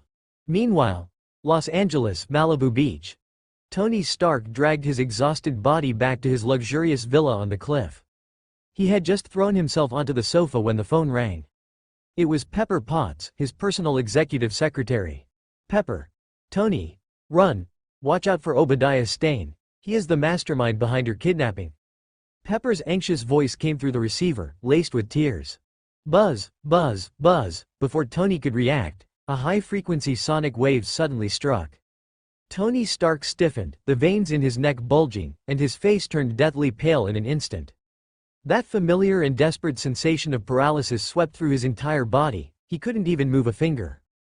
Remember this little gadget? When I first pitched it to the military, it wasn't approved because the side effects were too severe, causing this kind of temporary full-body paralysis. I didn't expect it to come in so handy now. From the shadows, Obadiah Stane walked out, fiddling with the sonic device in his hand. Tony, when I ordered the 10 Rings gang to eliminate you, I actually had my reservations. After all, you are truly a goose that lays golden eggs. You see, fate is a strange thing. It's amazing you managed to escape by luck. Obadiah Stane wore a sinister grin as he took out a special extraction device and pressed it against the arc reactor on Tony Stark's chest, which was emitting a faint blue light. With a forceful twist, he ripped it out. This is the last golden egg you'll lay. Looking at the core glowing with energy in his hand, Obadiah Stane wore an intoxicated expression. Do you really think that just because something came out of your brain, it rightfully belongs to you? Your dead father only managed to build the atomic bomb with my help. If he had been as selfish as you, hiding the technology away, what kind of mess would this world be in? Obadiah Stane looked down at Tony, who was paralyzed on the sofa, his eyes full of mockery. This is your ode to joy, a great masterpiece. It is also the heart of our new generation of weapons, the final legacy you leave to this world. With it, I can hold the entire world firmly in the palm of my hand. After saying this, he carefully placed the reactor into a briefcase. I really wish you could see my prototype with your own eyes, even if it's just a semi-finished product. Don't be afraid to laugh, it's not as small-minded as you. Obadiah Stane picked up the case, didn't even look at Tony again, and turned to leave. He knew very well that without the arc reactor to sustain his life, the shrapnel remaining in this playboy's body would soon pierce his heart and send him on his way. It's a pity Pepper got dragged into this. I had originally intended to leave her a way out. Walking out the villa door, the smile on Obadiah Stane's face was as bright as a chrysanthemum. The heavy case in his hand convinced him that he had grasped the authority of the world. Wealth, glory, power, status. After tonight, he would be the wealthiest and most powerful person in the USA, and even the entire globe. No one would ever be able to shit on his head again. Especially that self-righteous brat, Tony Stark. Shifting the scene back to New York, Hao Ren was humming a tune comfortably in his apartment. It was strange, in the past few days, he hadn't run into the Stacys in the elevator even once. The couple didn't seem to have ever thought about visiting their neighbors, and Hao Ren didn't have the spare time to cultivate neighborly relations. Not to mention that Gwen was now his official girlfriend. If they bumped into each other, it would be a bit awkward. The system panel popped up again. Task, Demon's Contempt. Task status. Completed. Does the host choose to open the reward blind box immediately, or continue rolling the task pool? Continue rolling. Hao Ren didn't even blink. A white blind box? Who are you looking down on? That's trash that even a dog wouldn't want. The host seems to have a deep misunderstanding of the white blind box. The so-called blind box lies in its unpredictability. Even the lowest level white box can theoretically produce a Kryptonian bloodline. Please do not underestimate the system's generosity. The system seemed to have heard Hao Ren's inner complaints and immediately began a crazy output, trying to save face. Hao Ren rolled his eyes, speechless. Why don't you open a Kryptonian bloodline for me to see? There's no kryptonite in this Marvel universe. If I really had that bloodline, I could definitely pin Thanos to the ground and rub his face in the dirt. He dared to swear to the heavens that the system was definitely painting a pie in the sky. That probability was probably 10,000 times lower than winning the lottery jackpot. The task has entered the next round of rolling power accumulation. Complete the second round of chain tasks to receive a plus 200% critical reward. Friendly reminder. This system does not possess human emotional fluctuations. Your attempt to provoke me is ineffective. Having been doused with a bucket of cold water by the system, Hao Ren lost his temper. He checked the desire points panel again. Last night's operation, Killing Kingpin and the fear of that room full of celebrities directly netted him 860,000 desire points. Just slaughtering that big fat sheep, Kingpin dropped 200,000. The rest were contributed by those wealthy people. As for Kingpin's underlings, they were all dirt poor, and none of them could provide more than 5,000 points. But the real big money was still to come. As the Ice Blast funeral video continued to ferment, the name of the Ice Demon had already resounded throughout the world. This long tail effect was very considerable. Although the desire points generated by each person were not much, the base was huge, and many drops make an ocean. At this rate, maybe in 2 or 3 months, the desire points could break through the 10 million mark. He sensed his surroundings. He didn't detect Gwen Stacy's life signs. The sound and frequency of everyone's blood flow were unique. How Ren utilized this point, combined with his water control ability. As long as it was within 100 jong, any familiar life form could not escape his perception. Is Gwen addicted to being Spider-Man? Hasn't this excitement worn off yet? How Ren shook his head helplessly. He casually opened the brokerage software on his computer, looking at the long string of numbers in his account, and felt great. In the past few days, Stark Industries' stock price had begun to rebound from the bottom. But he knew the real surge was yet to come. He wasn't sure when Obadiah Stane would make a move on Tony, but as long as that flashy guy shouted that classic line, "I am Iron Man," in front of the TV cameras, the entire world would undergo a real, massive change. That kind of hide-and-seek mutant war was already a thing of the last century. Current mutants were like rats crossing the street, having long since retreated from the center of the historical stage. The world had been calm for too long, until Tony Stark shouted that sentence. News might lie, no, it's my stock account that will tell me when the big events of the Marvel Universe will truly begin. How Ren stared at the screen, smiling like a fox that had stolen a snack. Just then, things in Los Angeles had already turned into a complete mess. 2 giant steel cans were brawling on the street, fighting with sparks and lightning flying. In the end, with an earth-shattering explosion at the Stark Industries park, this riot that affected half the city finally came to an end. Tony Stark won a Pyrrhic victory. Once Obadiah Stane, that loner, was dead, the huge amount of shares he held naturally fell into Tony's pocket. There was no need for Tony to run any errands himself. Jarvis, this era-surpassing AI, could handle all the complex legal procedures in minutes and cleanly transfer the shares to Tony's name. Tony knew clearly that Stark Industries must never again fall into the hands of an ambitious person like Obadiah. With the exposure of Iron Man's identity and the advent of the small arc reactor clean energy technology, Stark Industries would become a huge cornucopia. Only by holding absolute controlling interest could no one point fingers at him within the company. He could even be a dictator. No, to be more precise, he was a dictator to his core. Sitting in the lounge backstage at the press conference, Tony Stark appeared to be casually playing with his phone, but his brilliant mind had already constructed a grand blueprint for the future of Stark Industries. He didn't actually have low emotional intelligence. It was just that, in the face of wealth that could rival a nation and an IQ that crushed everything else, so-called social niceties were just a load of crap. When you stand at the top of the world and the whole world revolves around you, do you still need to care about others' opinions? Subconsciously touching the reactor on his chest, a faint sense of anxiety from palladium poisoning washed over him. It was time to prepare for the future. Having experienced a brush with death and betrayal by someone close, he finally understood that not everyone loved him, Tony Stark. And just because everyone loved his money didn't mean they would treat him with sincerity. It's time. If I were to die tomorrow, then what people will remember is a genius scientist, the creator of the Mark armor. They will go crazy for my talent. No one can be more dazzling than me. Tony, look at this. This is the big news from New York last night. Wilson is dead. Just as Tony was indulging in his own narcissism, Pepper Potts sat down and handed him the tablet in her hand. If I remember correctly, the contractor for the new Stark Tower office building was Wilson's construction company. He was a difficult guy to deal with, but he certainly had his ways. With Tony Stark's connections and influence, he naturally knew that Wilson, the business tycoon, was no simple man. Now the news is blowing up. The underworld emperor of New York, the biggest gang godfather in the US, Kingpin, is actually Wilson himself. Pepper Potts' face was filled with disbelief. Thinking of those scenes in the video from last night, she felt the world was becoming increasingly strange and crazy.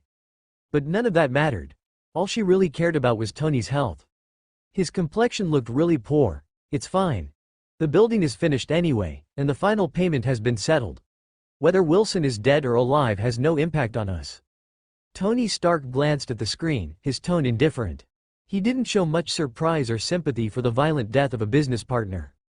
Even Obadiah, whom he grew up with, could betray him and try to take his life.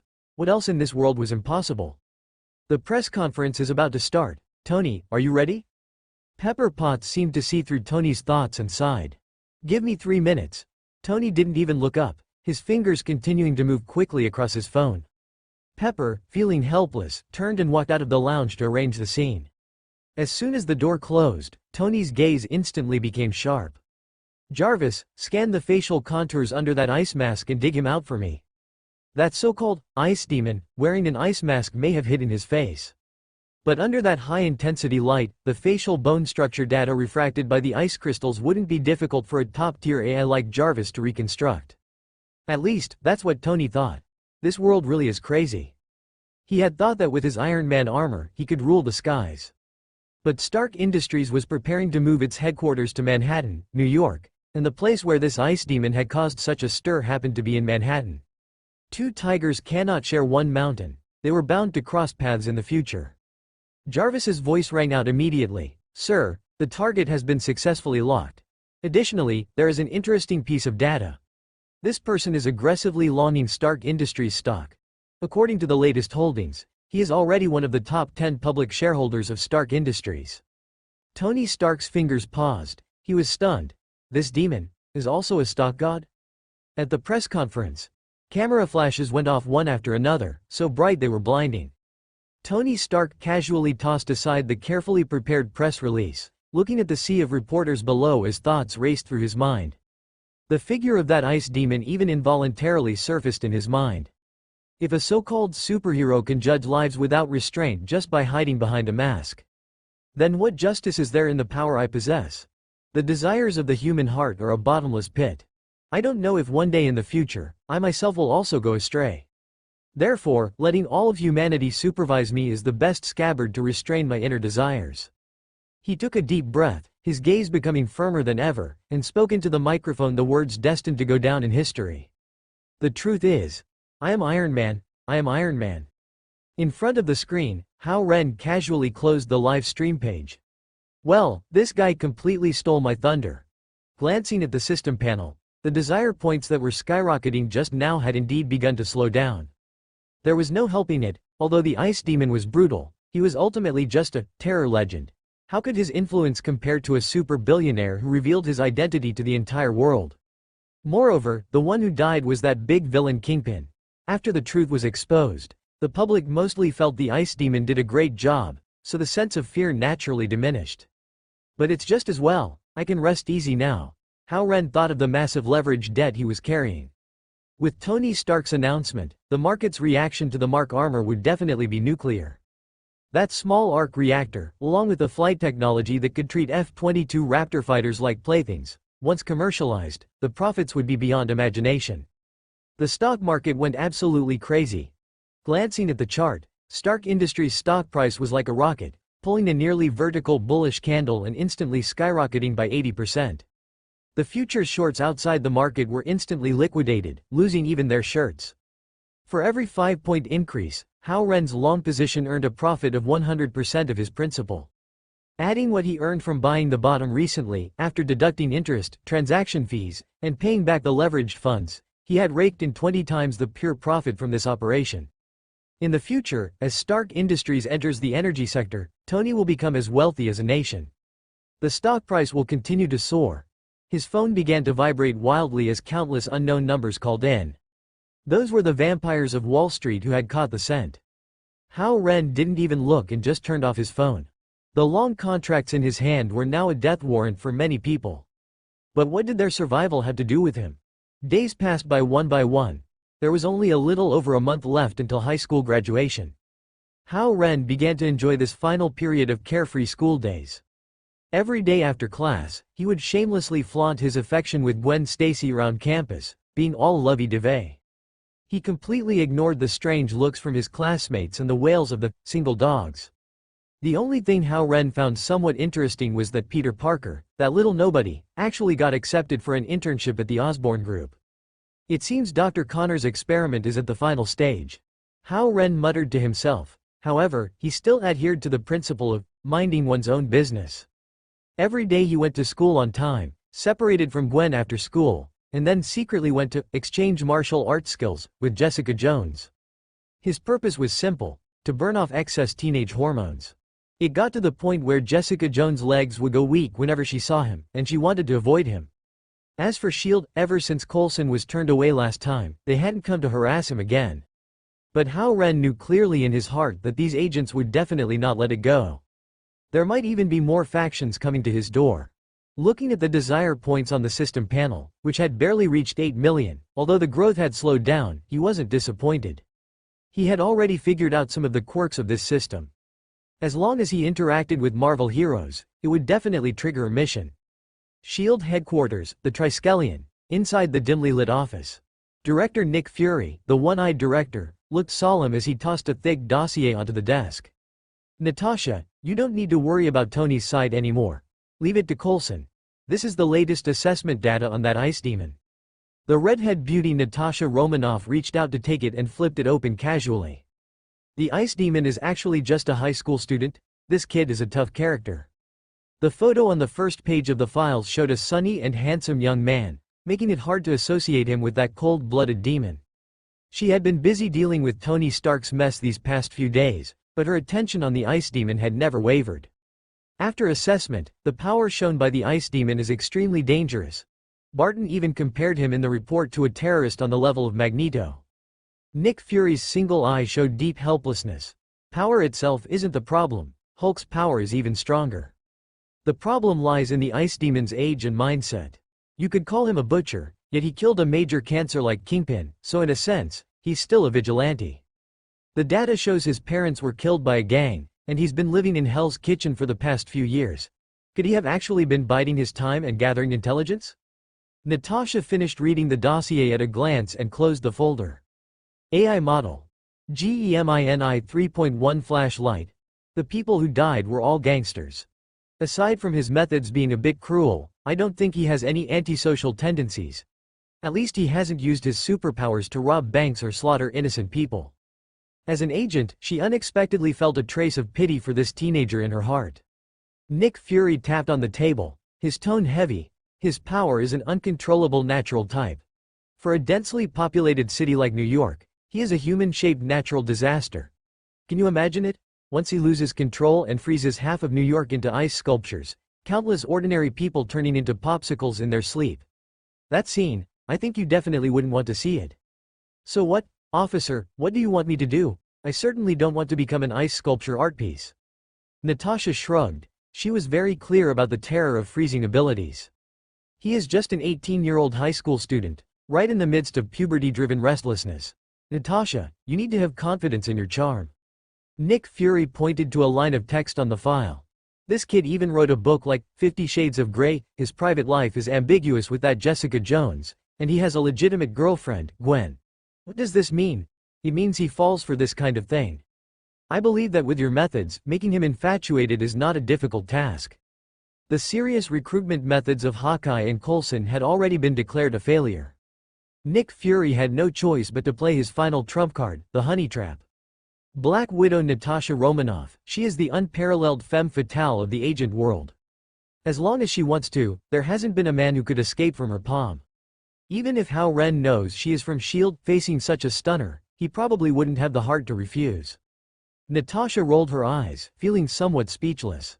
But after all, she had just joined S.H.I.E.L.D. not long ago and urgently needed to perform meritorious service to gain a foothold. Orders were orders. Officer, please rest assured. Although the file shows he is already an adult, he is still a student after all. Natasha deliberately emphasized the word, adult, as if to alleviate the guilt in her heart about bullying a child. My goal is very clear. Even if I can't pull him into S.H.I.E.L.D., at the very least, I must be able to influence his decisions, make him develop a favorable impression of S.H.I.E.L.D., and ensure he doesn't become our enemy. In fact, Nick Fury was also forced into a corner. Originally, Natasha was the sedative used to deal with that big green guy, Hulk. As a result, an ice demon has now popped up, with a threat index approaching that of Hulk, and he is currently in his rebellious phase. If this kid gets lured away by other evil forces, that would be truly troublesome. Nick Fury sighed, wondering in his heart if he should dig up that old friend who had been sleeping in the icy sea for decades. Natasha took the file and left the office. She had to go prepare well and pick out a few battle outfits that could kill invisibly. Meanwhile, at the entrance of the high school Hao Ren attended.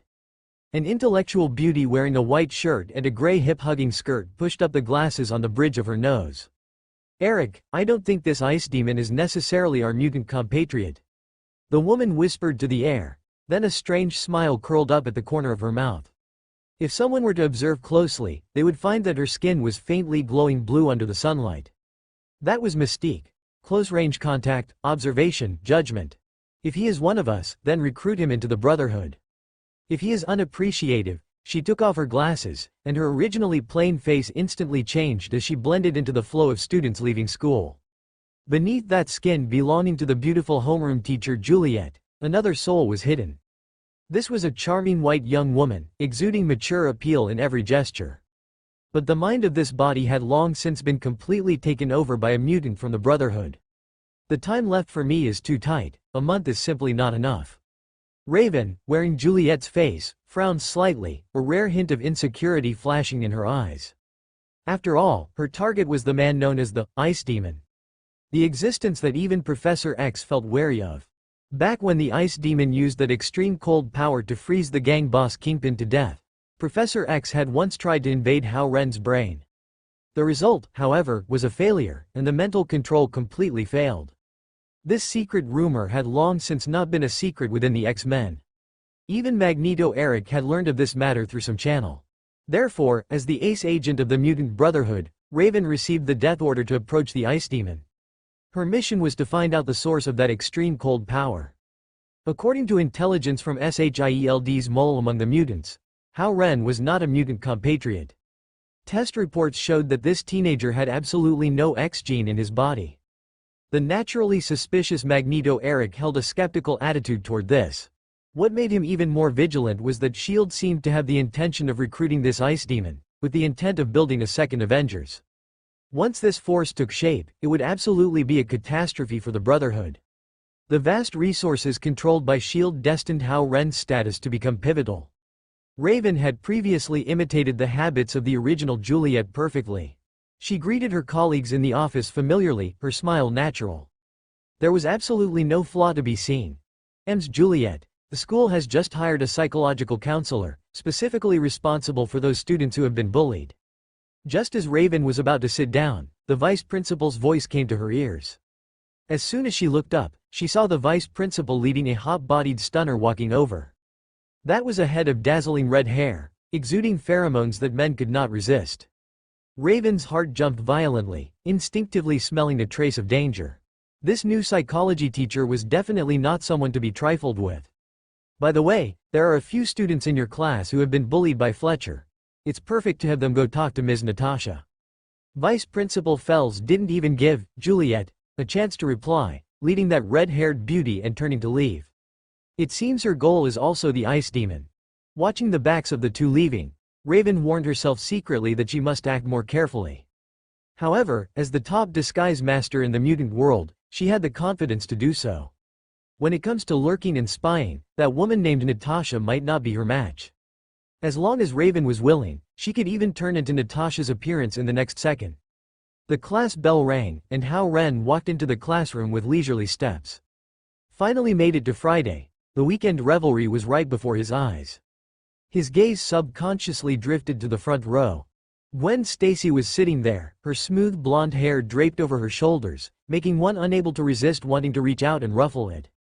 His seatmate Hannah gently poked him with her elbow. "Hey buddy, I heard you guys are going to Long Island for vacation?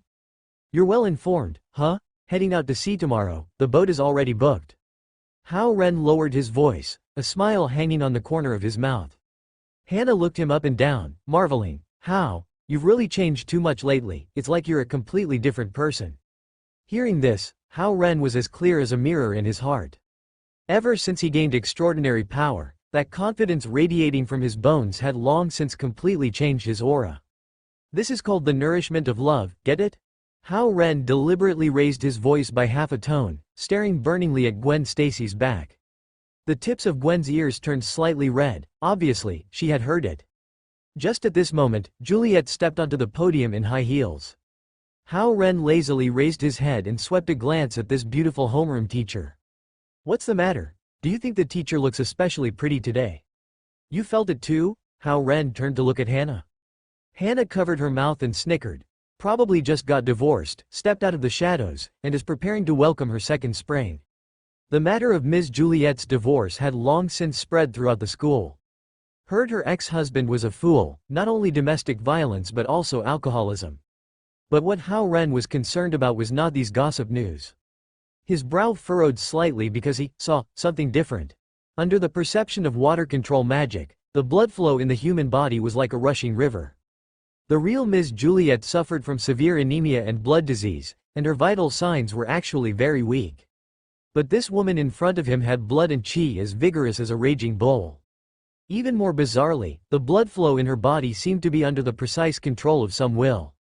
Hao Ren lowered his head, pretending to read, but his keen perception clearly captured the other party's gaze. That gaze was stuck firmly on him. Hao Ren, Hunter, Peter Parker.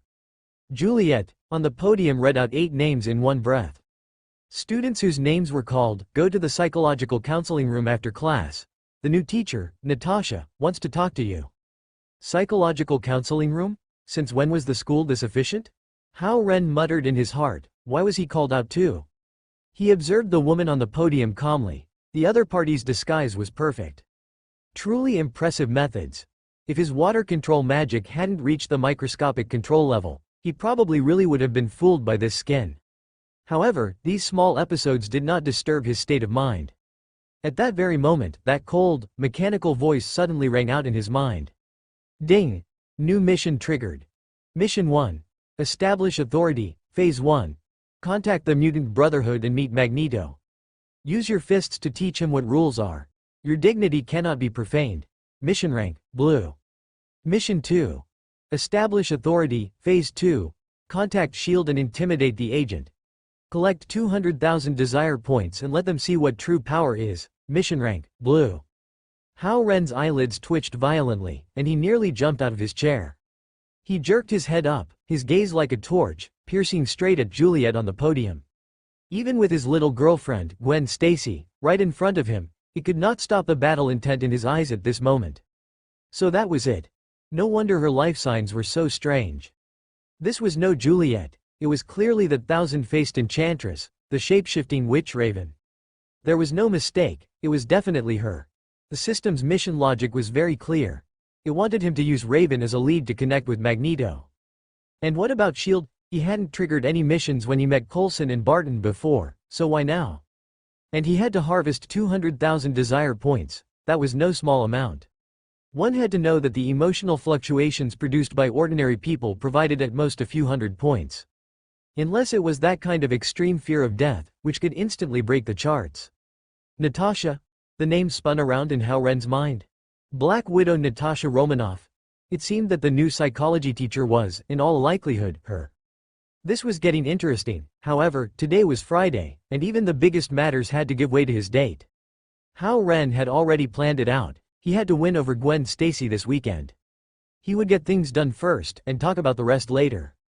As for Raven and Natasha, since they came with missions, they would definitely approach him proactively. Both major organizations had sent beautiful agents. It seemed his file must have been labeled as lecherous. Regarding this, Hao Ren expressed he didn't mind at all. He even wanted to give the intelligence officer a like. This game is getting more and more fun. As soon as the bell rang, Gwen Stacy leaned over, looking curious. What exactly did you do? Why would the psychology teacher single you out? Her tone was filled with unconcealable concern. Hao Ren leaned in closer to her with a wicked smile. Maybe it's because I'm too handsome, and the teacher wants to give me private tutoring. TCH, narcissist. Gwen giggled, and her previous worry vanished into thin air. She glanced at the hallway and lowered her voice. Don't you think Teacher Juliet is a bit excessively beautiful today? Does she? Hao Ren shrugged. I only have eyes for you. How could I have room for anyone else?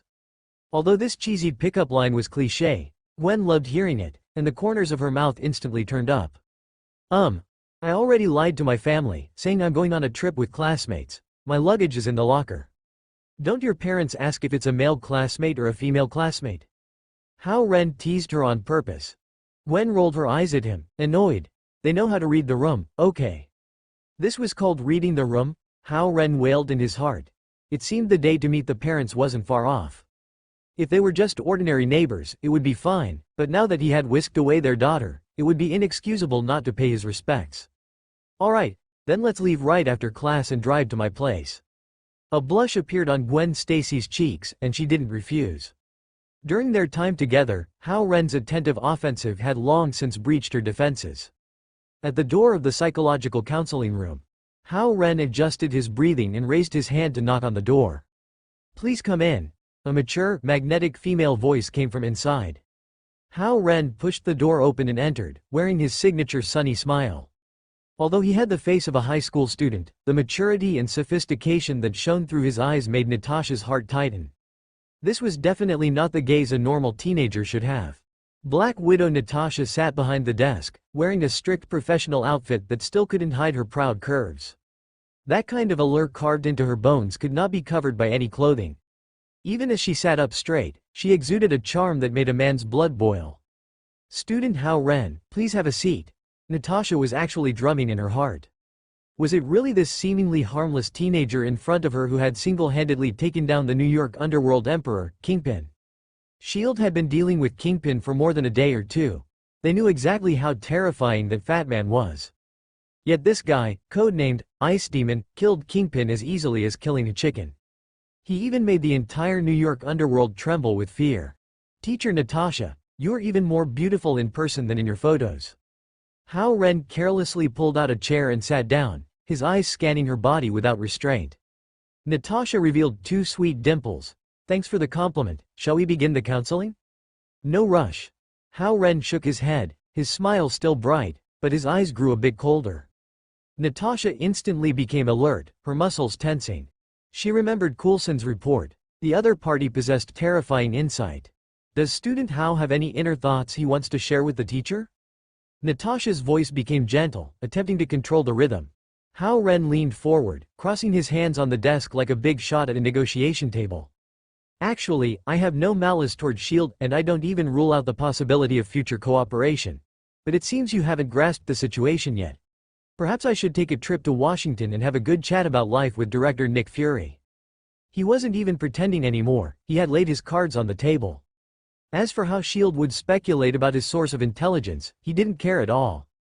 If that one-eyed man knew that the shield he had built with his own hands had long since become a nest for Hydra, his expression would surely be magnificent. The smile on Natasha's face froze. An invisible pressure rushed at her, making her almost suffocate. She knew very well that if the teenager in front of her just had a thought, she would instantly turn into an ice sculpture. You seem to know me very well? After a brief psychological adjustment, Natasha regained the calm of an agent. What about the past? What about the future? Hao Ren restrained his smile, his eyes becoming profound. Natasha's hand under the desk clenched tightly, her knuckles turning white. The tragedy of the past cannot be changed, and the choices of the future are full of helplessness. Hao Ren looked at her, and the figure that leapt for the Soul Stone appeared in his mind. Whether in comics or movies, the character Black Widow was full of tragedy. She found belonging in S.H.I.E.L.D., but she also sacrificed herself for this belonging. A trace of imperceptible sorrow flashed in Natasha's eyes. If there were a choice, who would want to dance on the edge of a knife? Who wouldn't want to live the life of an ordinary person? Hao Ren pulled a pure black business card from his pocket and gently pushed it in front of her. Teacher Natasha, have you heard of the Devil's Deal? Natasha raised her head, just in time to crash into those aggressive eyes.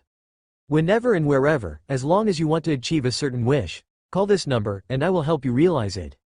Hao Ren stood up, straightened his collar, and didn't mention a single word about S.H.I.E.L.D. again.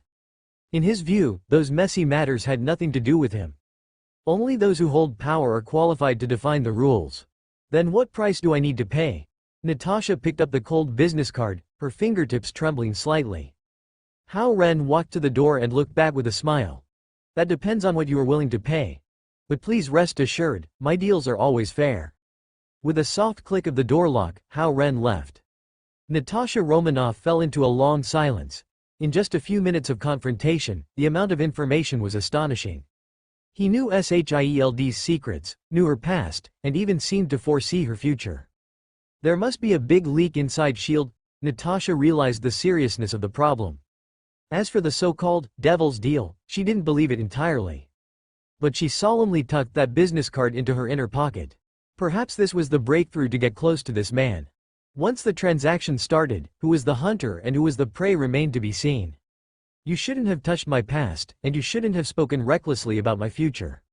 Natasha revealed an extremely alluring smile to the air, but her eyes were as cold as frost.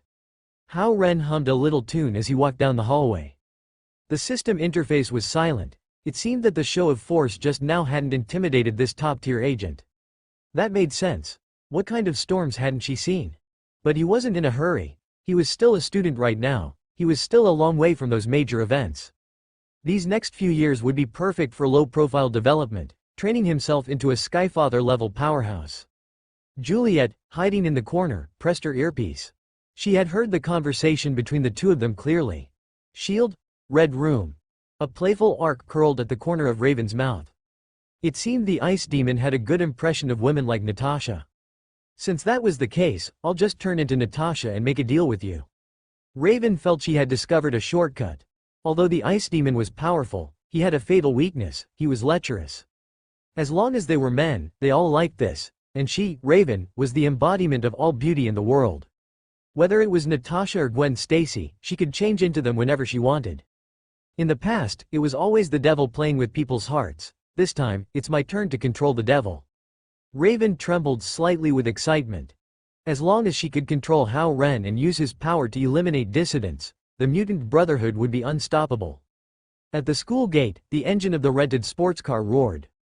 You're only bringing this much stuff? Hao Ren watched Gwen throw a flat backpack into the back seat, his eyes almost popping out. A change of clothes, a swimsuit, that's enough. Gwen sat in the passenger seat, buckled her seatbelt, and looked relaxed. Actually, she wanted to bring more, but the locker was too small. Hao Ren slammed on the gas. That won't do, let's go, target 5th Avenue. No, my pocket money can't even afford a button. Gwen was terrified, her face pale, and she waved her hands repeatedly. But Hao Ren didn't care about that. The sports car shot out like an arrow from a bow. On that street flowing with the scent of money, Hao Ren started his shopping spree mode. Although he didn't have much cash, the Centurion black card in his pocket was hard currency. In this land, credit limit was God. Bags of luxury goods filled the trunk. Gwen looked at those logos she usually only dared to look at in magazines, and she was completely numb. The dopamine from the shopping spree made her temporarily forget to think. It was only at this moment that she truly realized just how extravagant her boyfriend really was. Gwen didn't snap out of that dizzying sensation until the sports car headed toward Long Island. And all of this was witnessed by two pairs of eyes hiding in the shadows. Natasha Romanoff watched the sports car speed away, lost in thought. Writing novels can earn this much? It seems I need to investigate his cash flow. She decided to return to Washington immediately to report her findings. Meanwhile, Raven, disguised as a passerby, became even more determined. As expected, he was a lustful and spendthrift man. Such people were the easiest to control. At the same time, in an underground laboratory of the Osborne Group, the atmosphere was oppressive to the extreme. Dr. Connors, human experimentation must begin immediately. A black executive named William gave the one-armed doctor an ultimatum with an expressionless face. He was Norman Osborn's confidant and knew well that his boss's body could no longer hold out. Absolutely not. Dr. Connors stood up abruptly, spittle flying in his agitation. Although the genetic formula has been derived, it is extremely unstable. That would be murder. William stared at him coldly, his gaze like he was looking at a dead dog. Doctor, understand your position. Everything you have was given by Osborne. If you won't do it, there are plenty of others who will, but your laboratory will be reclaimed right now. After speaking, William turned and left without even closing the door. Connors slumped powerlessly into his chair, looking at his empty sleeve as despair flooded over him like a tide. Was his life's work really going to be handed over to others just like that? No, never. Since you are forcing me, then I'll do it myself. With a trembling hand, Connors grabbed a vial of the eerie green serum and slammed it into the stump of his arm. Ah! A blood-curdling scream echoed through the laboratory. At the stump, flesh writhed and bones grew. A brand new arm actually began to sprout. Connors looked at his new arm with wild joy, but in the next second, his smile froze. Green scales began to spread across his skin, and a surge of primal, violent instinct overwhelmed his reason. He crashed through the door and disappeared into the darkness. A moment later, Peter Parker secretly slipped into the laboratory. What met his eyes was a scene of total chaos, along with mutant white mice devouring each other in their cages. Peter looked at the data on the computer, his brow furrowed tightly. The formula is flawed. As a genius top student, he saw the problem at a single glance. But he didn't call the police. Instead, as if possessed, he sat down at the console. He drew his own blood and reformulated the serum. Dad, is this the legacy you left behind? That perfect puzzle piece hidden within my genes? A strange fanaticism flickered in Peter Parker's eyes. Since discovering the truth about his father's death, the seeds of hatred had taken root and sprouted in his heart. He didn't want to be a nerd who let others bully him anymore. He wanted power. Without the slightest hesitation, Peter injected the improved serum into his vein. Intense pain instantly swept through his entire body, as if every cell were on fire. But he gritted his teeth and endured it. He deleted the data and destroyed the surveillance footage. Peter Parker stumbled out of the Oscorp Tower and blended into the vast night. The New York night was about to welcome a new dominator. And the instigator of all this, Hao Ren, was currently piloting a luxury yacht, riding the waves on the dark Atlantic Ocean. The butterfly effect had already flapped its wings, but he didn't care. He was the only variable on this sacred timeline. The past and the future were all within his single thought. Let's stop right here. Hao Ren cut the engine, and the yacht rocked gently with the waves. The surroundings were pitch black, with only the lights on the boat illuminating this small corner of the world. Gwen Stacy held a fishing rod, the sea breeze mussing her blonde hair. You brought me out here in the middle of the night just to feed the mosquitoes? Though she complained, the excitement in her eyes couldn't be hidden. This kind of wild behavior was exactly to her taste. There's no signal here, no surveillance, and no one to disturb us. Hao Ren gave a mischievous laugh. This was indeed an absolute, safe zone. Whether it was S.H.I.E.L.D. or the Brotherhood, trying to monitor this vast ocean would take some serious effort. Do you dare to make a bet? Hao Ren looked at his young girlfriend provocatively. Bet on what? Gwen's competitive spirit was instantly ignited. A fishing contest. Whoever loses has to unconditionally agree to one thing for the winner. Gwen was amused. She was Spider-Woman. Once she activated her spider sense, she could sense every movement beneath the water clearly. Competing with her in fishing? Wasn't this just giving away a win? How, you're going to lose for sure. Gwen cast her hook with full confidence, the fishing line in her hands seeming to become an extension of her spider silk. Hao Ren looked at her smug expression and barely held back a laugh. Silly girl, so what if you have spider sense, competing in the ocean against me, a user of the ice fruit? If I wanted to cheat, even Aquaman would have to kneel and call me daddy. The rules are simple. Hao Ren held his rod, his gaze playful. We won't look at the quantity, only at who catches the biggest one. Deal. Gwen agreed immediately, her eyes flashing with a cunning light. Tonight was destined to be a sleepless night. The gamble on the sea officially raised its curtain at this moment. Gwen Stacy secretly gnashed her teeth, swearing she had to show this guy what she was made of tonight and make his jaw drop. If she really won this bet, then no matter what private questions she asked him, he would have no room to back out, right? Gwen Stacy quickly ran the numbers in her head. Compare by price? That wouldn't work. The market price for seafish fluctuated too much, making it hard to have an accurate evaluation standard. Compare by quantity? That seemed a bit like an unearned victory, like she was just making up for a lack of skill with diligence. Moreover, quantity alone would hardly make her proud boyfriend fully concede. Only weight was the hard truth. If she could catch a legendary great white shark, her boyfriend's eyes would probably pop out. HMPH, this young lady is the famous Spider-Man of New York. Even if that boss of the Daily Bugle slandered her in the papers every day. And even gave her such an unpleasant nickname as Ghost Spider. Gwen Stacy really hated the owner of that newspaper. That guy was practically the #1 hater of her career. Holding a grudge in her heart, Gwen now only wanted to get her payback through Hao Ren. The thought of completely defeating Hao Ren became increasingly intense and burning in her mind. I must make you tell me with your own mouth exactly what kind of shameful novels you've been writing behind my back. To think you dared to play the secrecy card with me. The corners of Hao Ren's mouth curled up slightly as his voice drifted lazily. Of course we'll compare the weight of the fish. Gwen Stacy tilted her head and thought. The time can't be too long. Let's set a limit of 1 hour. Whoever catches a heavier total weight of fish will be tonight's winner. The loser must keep their word and unconditionally agree to one thing for the other. Hao Ren raised an eyebrow and asked nonchalantly, just this 1 hour? He looked up at the time on his wrist. It was late into the night, and the hands had passed 9 o'clock. Fortunately, this bit of time wouldn't interfere with his next order of business. No matter what, tonight he had to make this disobedient little spider obediently go and warm the bed. The hurricane at sea, mixed with salty and fishy moisture, whipped wildly against their faces. Hao Ren brought the luxury yacht to a steady halt in the middle of the sea, the bright searchlight beams piercing the darkness to illuminate the churning waves in the distance. The bank had been extremely efficient, preparing top-tier sea rods exactly according to his demanding requirements. They had even more thoughtfully prepared expensive live bait for them. Hao Ren grabbed a rod and said in a relaxed tone, "Gwen, then I'm going to start first." After speaking, Hao Ren directly hooked a live fish the size of a palm and, with a burst of strength in his arm, threw it hard into the darkness of the deep sea.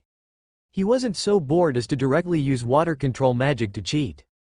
After all, with his current terrifying mastery of water control magic, he didn't need to chant any spells. He could control the surrounding currents at will with just a thought. The power of this water control magic was now not even slightly inferior to Hao Ren's monstrous ice fruit ability. Gwen Stacy also cast her line, not wanting to be outdone. Her hands tightly gripped the rod handle as she focused entirely on feeling the subtle feedback of the bait sliding through the seawater with the currents. As Spider-Man, she could even sense the faint changes in force through the thin fishing line, thereby observing whether there were any massive creatures swimming beneath the surface. Her fingers skillfully adjusted the tension of the line, trying to deliver the bait precisely to the mouth of a large fish. It was undeniable that the fishing spot Hao Ren picked was absolutely perfect. He had sensed through water control magic that the catch in this area would be exceptionally bountiful. So, Gwen Stacy soon felt a violent vibration from the tip of the rod. A big fish had taken the bait.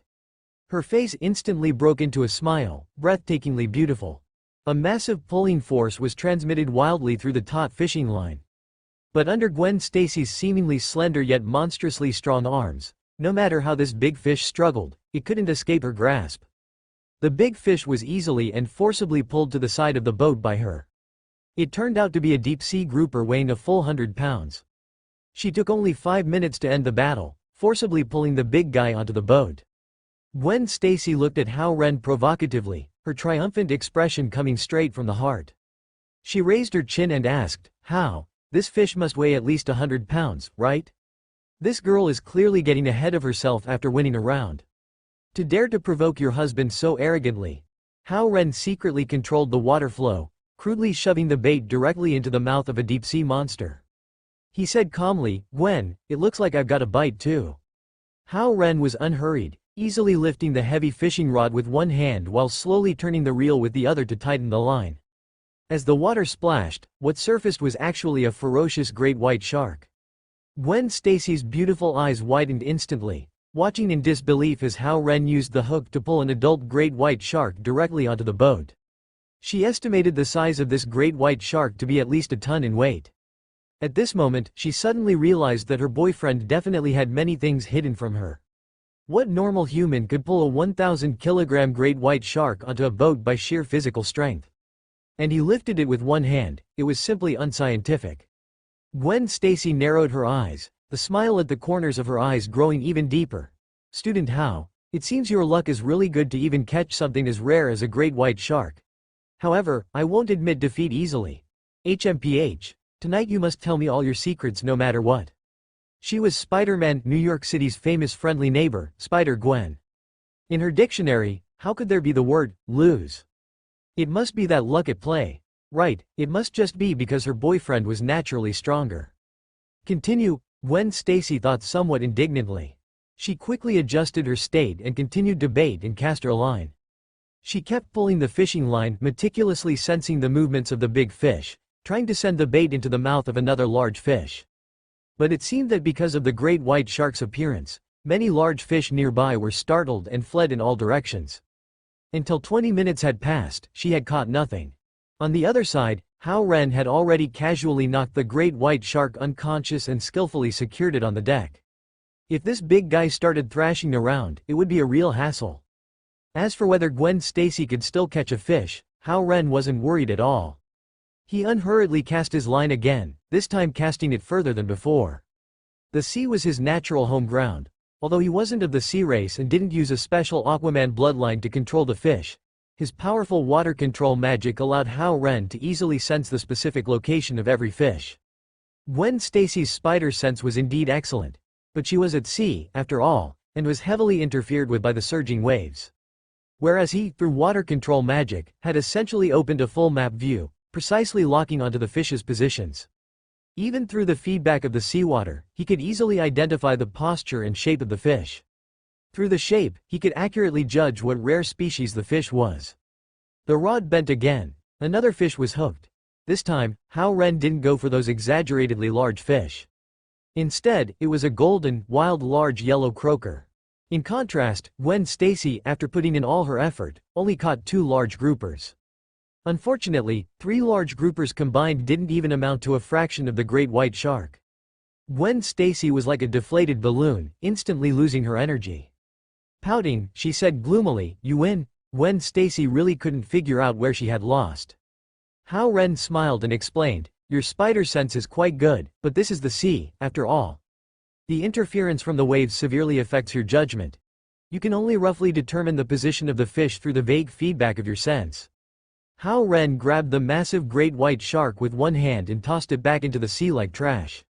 He spoke very casually, as if talking about an insignificant trifle. But these words sounded like a thunderclap in Gwen Stacy's ears.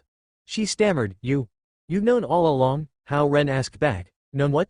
"Known that you don't sleep at night, wearing a tight suit and scaling walls, wandering all over the streets of New York?"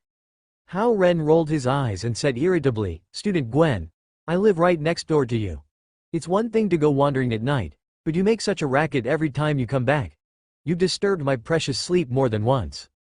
Gwen Stacy was completely dumbfounded. He really knew. He had actually known all along. What should I do? I haven't even dug out his secrets, yet he's already figured me out completely? Gwen Stacy asked in extreme shock, "Why do you?" Hao Ren spread his hands and said with a look of helplessness, "Please, I know authentic Chinese kung fu. A martial artist's hearing is naturally extraordinary." He pointed to the sea and added, "Otherwise, how do you think I was able to reel in that great white shark with one hand?" Well, the all-powerful Chinese kung fu seemed to explain all inconsistencies. Gwen Stacy repeated blankly, "Kung fu?" Hao Ren raised an eyebrow, looking quite proud, of course. Gwen Stacy pressed on, "Then aren't you curious about why I became Spider-Man?" She was now full of 100,000 whys, and wanted to ask Hao Ren immediately. Hao Ren picked up the wild large yellow croaker and said nonchalantly, "Isn't it just Spider-Man?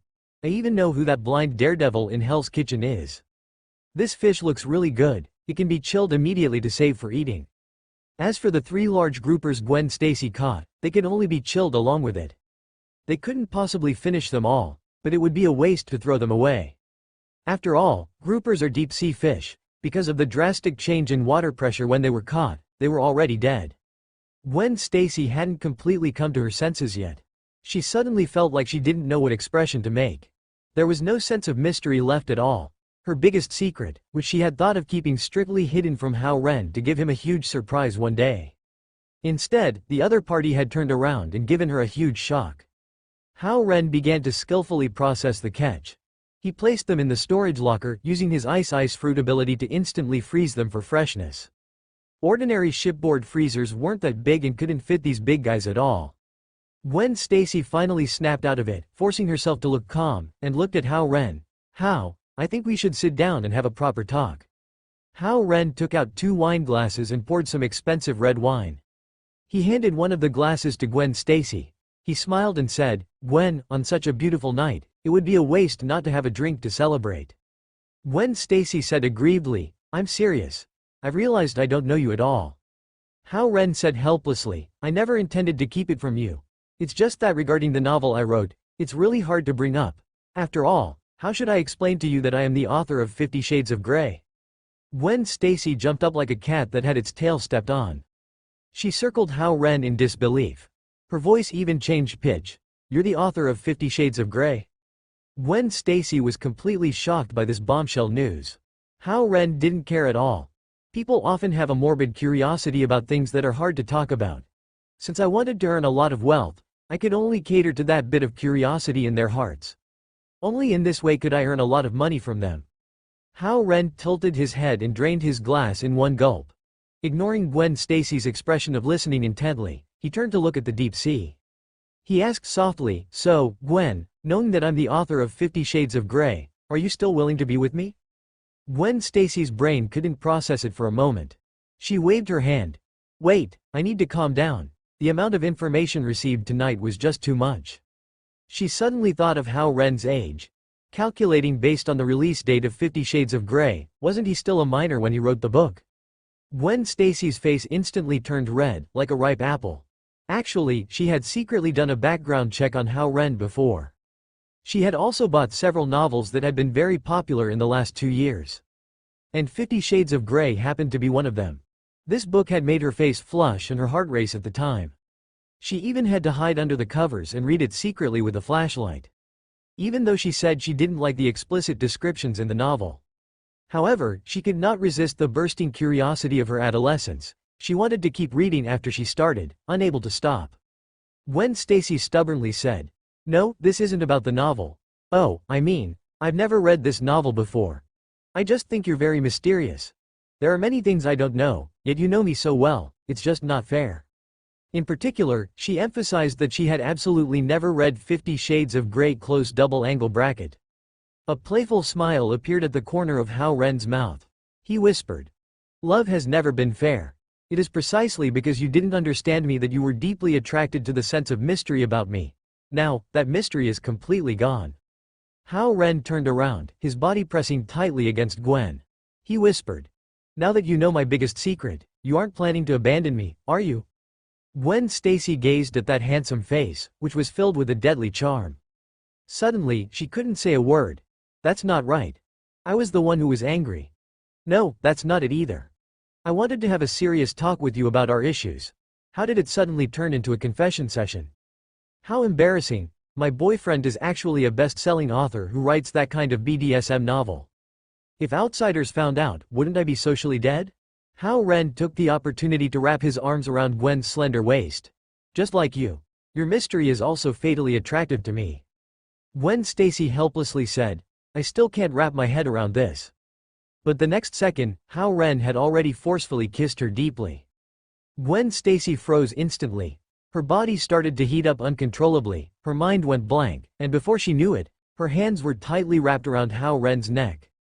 Hao Ren whispered in her ear, "Do you want to hear my story?" Gwen Stacy responded dizzily. Hao Ren looked at Gwen with a smile. "But I won the bet, so you have to promise me one thing." Gwen Stacy bit the bullet and said, "You are not allowed to mention the plot from 50 Shades of Grey close double-angle bracket, absolutely not." Hao Ren smirked. "No, I just want to see you wearing your spider suit." The sea was turbulent. The luxury yacht swayed continuously in the wind and waves. From time to time, the sound of the wind howling came from the sea surface. It sounded like a woman's suppressed cries. It wasn't until 3 o'clock in the morning that this storm slowly ceased. The blonde-haired Gwen Stacy lay limp on the bed. After being bitten by a radioactive spider, her body had undergone a drastic mutation, becoming exceptionally strong. Yet, tonight, she had been tossed about by the man beside her until she was half dead. She looked at the black and white spider suit that she had painstakingly stitched together, needle by needle, only to have it torn to shreds now. She could only silently pull the quilt over her head and drift into sleep. Right now, her mind was a mess, and she didn't want to think about anything. Feeling that there was still space under the quilt, she instinctively wiggled her body, snuggling up to Hao Ren like a little kitten. Hao Ren leaned against the pillow, letting out a long breath. This battle was truly a match between equals. When it came to pure physique, he was still not as strong as Gwen Stacy. Fortunately, he had his cheating water control magic helping him in the shadows. He glanced at the pile of the suit thrown in the corner. It was already soaking wet and ruined. Feeling the gentle body beside him, Hao Ren smiled contentedly. "Women, sure enough, you still have to rely on powerful conquest so they won't nag in your ear." He turned around and held Gwen Stacy tightly from behind. If it weren't for Gwen's superhero physique, Hao Ren would have had to be more restrained. But a mutated body is indeed gifted and extraordinary. Jessica Jones is like that. Gwen Stacy is also like that. Fighting with a superhero in bed is just like going a round of wrestling in an octagon cage. You absolutely cannot get distracted. Otherwise, you could be pinned down and overpowered by the other person's instincts at any moment. Gwen Stacy, under the quilt, had already drifted into a hazy sleep. Feeling the warm embrace, she mumbled, "No more, I want to sleep." She was truly exhausted. More tired than running 100 laps while swinging on webs through the streets of New York. Hao Ren had no intention of continuing either. He hugged his girlfriend and fell into a deep sleep, a triumphant smile on his face. After all, who could refuse a woman wearing a spider bodysuit? Especially when that woman is named Gwen Stacy, and is the genuine, authentic Spider-Gwen herself. Meanwhile, in a dimly lit room, Black Widow Natasha was sulking. He actually took a boat out to sea. She had actually installed a full set of surveillance equipment around Hao Ren's estate. But she had monitored it day and night for a long time without finding a trace of Hao Ren. She thought this guy had snuck out to do evil again. It made her worry all day long. After all, the notoriety of the Ice Demon was already on SHIELD's highest level blacklist. Besides being ordered to approach Hao Ren, Black Widow Natasha had another important mission: to monitor Hao Ren's every move. She absolutely could not let him continue to commit evil without restraint, turning the entire New York into his battlefield. They had paid a huge price to barely suppress the explosive news of the Ice Demon killing Kingpin. Natasha used various methods to investigate for a long time, finally confirming that Hao Ren had taken Gwen Stacy on a boat for a vacation at sea. In the vast ocean, it was not easy to find Hao Ren precisely. Even if she really found him, she would have no way to monitor what the other party was doing at sea. Black Widow Natasha sighed. "Forget it, Director Fury should be here soon. Don't look at the fact that he appears to be just a high school student." He made Natasha feel like she had nowhere to start. Unless she was willing to pay any price and use a honey trap. But she believed the situation hadn't deteriorated to that point yet. Knock, knock, knock tilde tilde. The door was knocked on. Natasha opened the door, and the one-eyed Director Fury walked in with a solemn expression.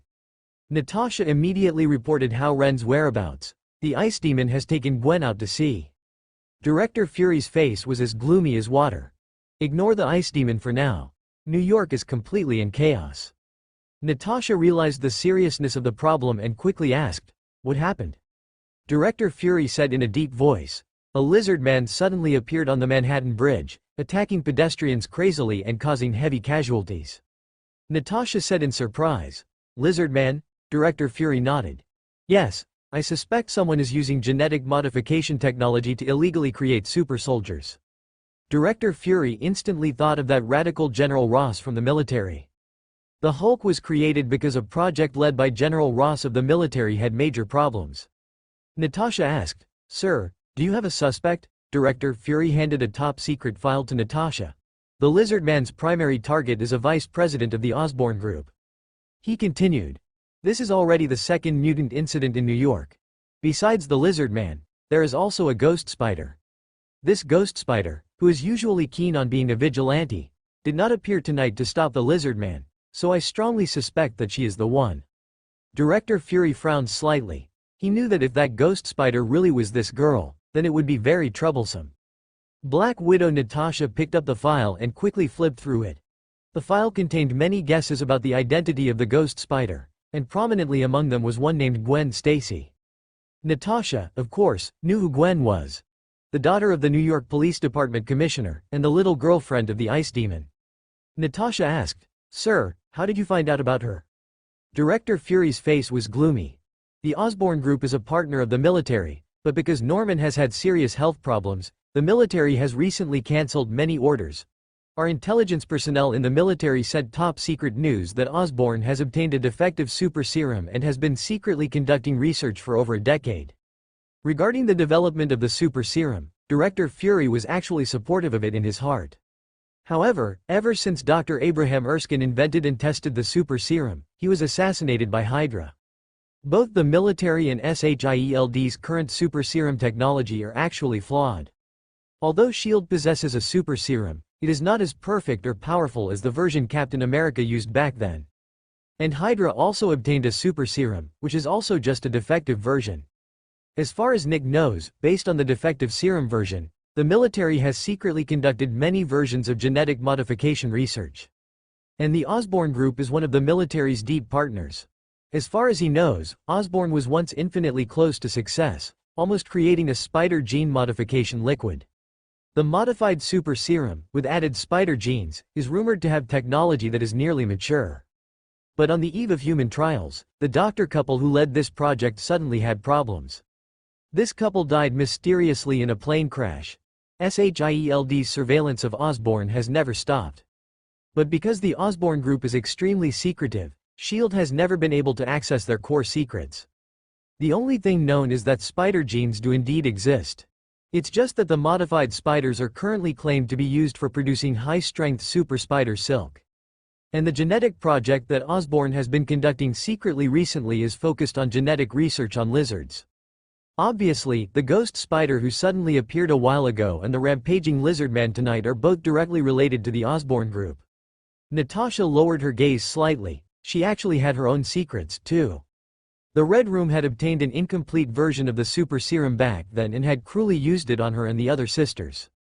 As an outstanding top agent, Natasha's extraordinary skills were all because she had also been injected with a weakened version of the super serum. Natasha asked, "What should I do?" Nick Fury remained silent for a moment before saying, "The Lizard Man is very powerful. His body's self-healing ability is extremely strong, and data assessments place him close to Wolverine of the X-Men among mutants. Our ordinary agents might not be effective if they take action against him." Natasha raised an eyebrow. "You want to have the Ice Demon deal with the Lizard Man?" Nick Fury looked out the window. Although the Lizard Man is a mutant, he has completely lost control. His voice was cold. "Tonight, countless people died on the Manhattan Bridge, including a school bus full of students that plunged into the river." Natasha looked up, shocked. Nick Fury continued, "The assessment for Spider-Man is benign. We don't need to take action against her for the time being, but rather try to recruit her. But the Lizard Man is different. He has lost his humanity, leaving behind only the cruelty and cold-blooded ruthlessness of a cold-blooded animal." Nick Fury left after saying this, but Natasha fell into deep thought. She looked at the file in her hand and did not hesitate for too long. She was already accustomed to these kinds of things. Ding dong tilde. On a morning at sea, Hao Ren opened his phone and looked at the text message on the screen. "Let's talk Black Widow." Hao Ren thought for a moment and replied, "Not free for now, fishing in the Atlantic Ocean." Ding dong tilde. The phone vibrated again. "A lizard monster has appeared in New York, causing 156 civilian deaths, 78 of whom were children." Natasha sent another text message to put pressure on him. Hao Ren casually put down his phone. "It will take time for me to rush back." Another text message came, but he didn't look at it again. Lizard monster? It seems Dr. Connors couldn't help himself after all and injected the lizard gene modification serum? Gwen shouted loudly from the deck, "Hao Ren, come help quickly." Hao Ren smiled, wearing swim trunks, and walked out with long strides. He saw Gwen, who had just emerged from the seabed, holding a huge Australian lobster in her hand. "Awesome." Hao Ren couldn't help but give a thumbs up. This girl is almost evolving into a sea spider. This is the deep Atlantic Ocean. Diving to the seabed is very deep. She actually didn't wear a diving suit, ignoring the terrifying water pressure to dive so deep. Hao Ren took the lobster and lifted Gwen up with his other hand. Her graceful figure, like a lotus rising from the water, was stunning under the sunlight. It made it impossible for anyone to look away. Gwen rolled her eyes at him, thinking to herself that this guy was truly full of bad ideas. She finally understood why he could write a book like 50 Shades of Grey close double-angle bracket. It turns out he had such rich practical experience. Thinking of this, Gwen felt a dull ache in a certain part of her body.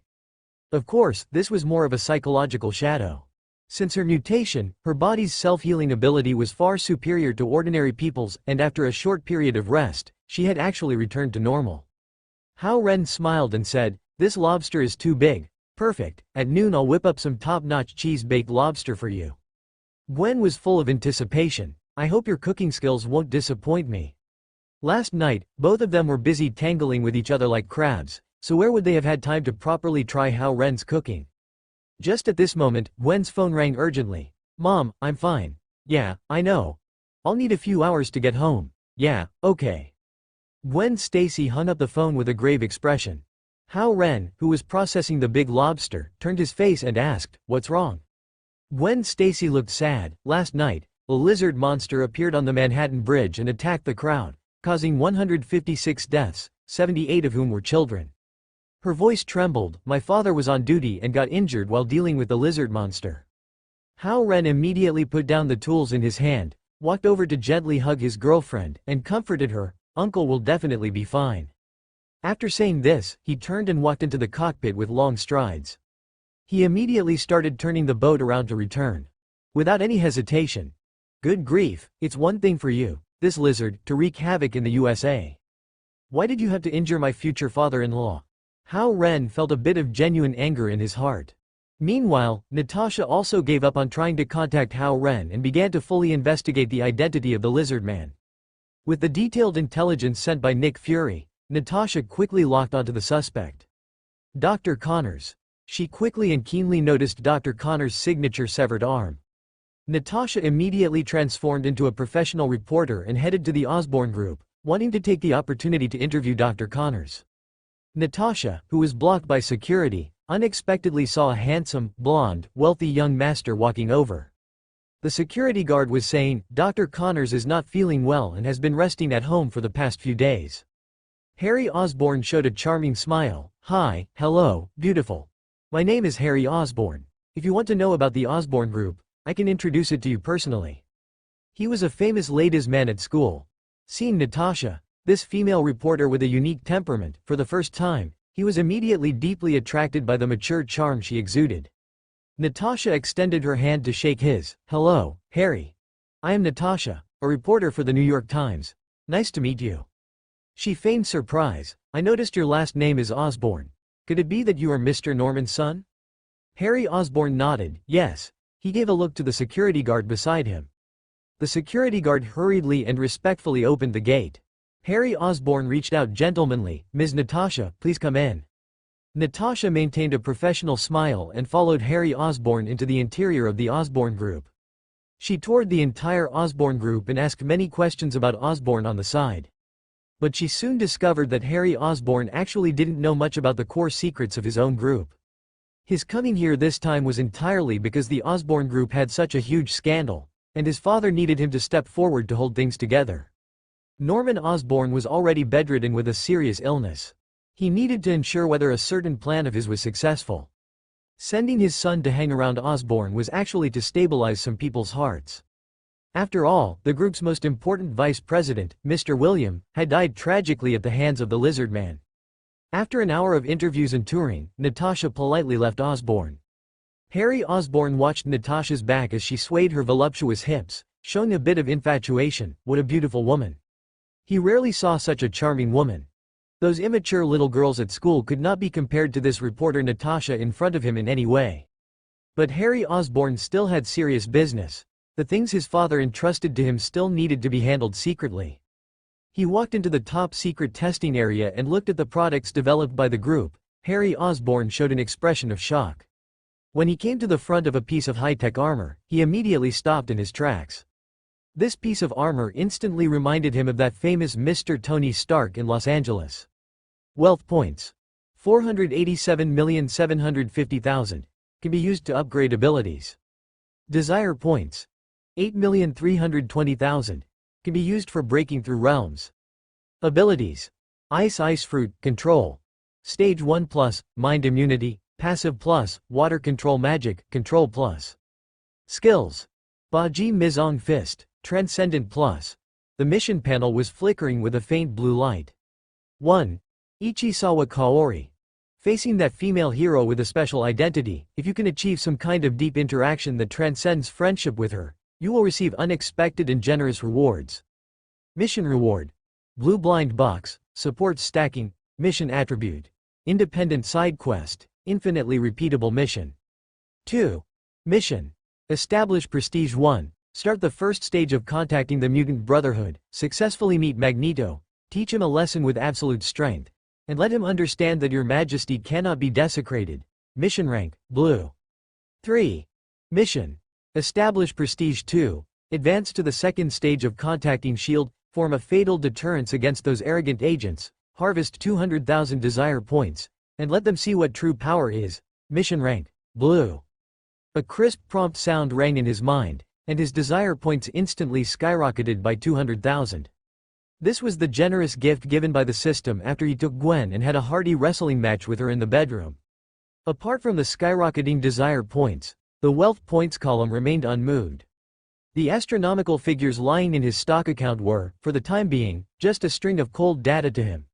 As long as it wasn't withdrawn and safely in his pocket, the system would not recognize it as true wealth. Those funds obtained through loans naturally didn't count, and even the interest paid to the bank would be judged by the system as wealth shrinkage and automatically deducted. That's the end of part 2.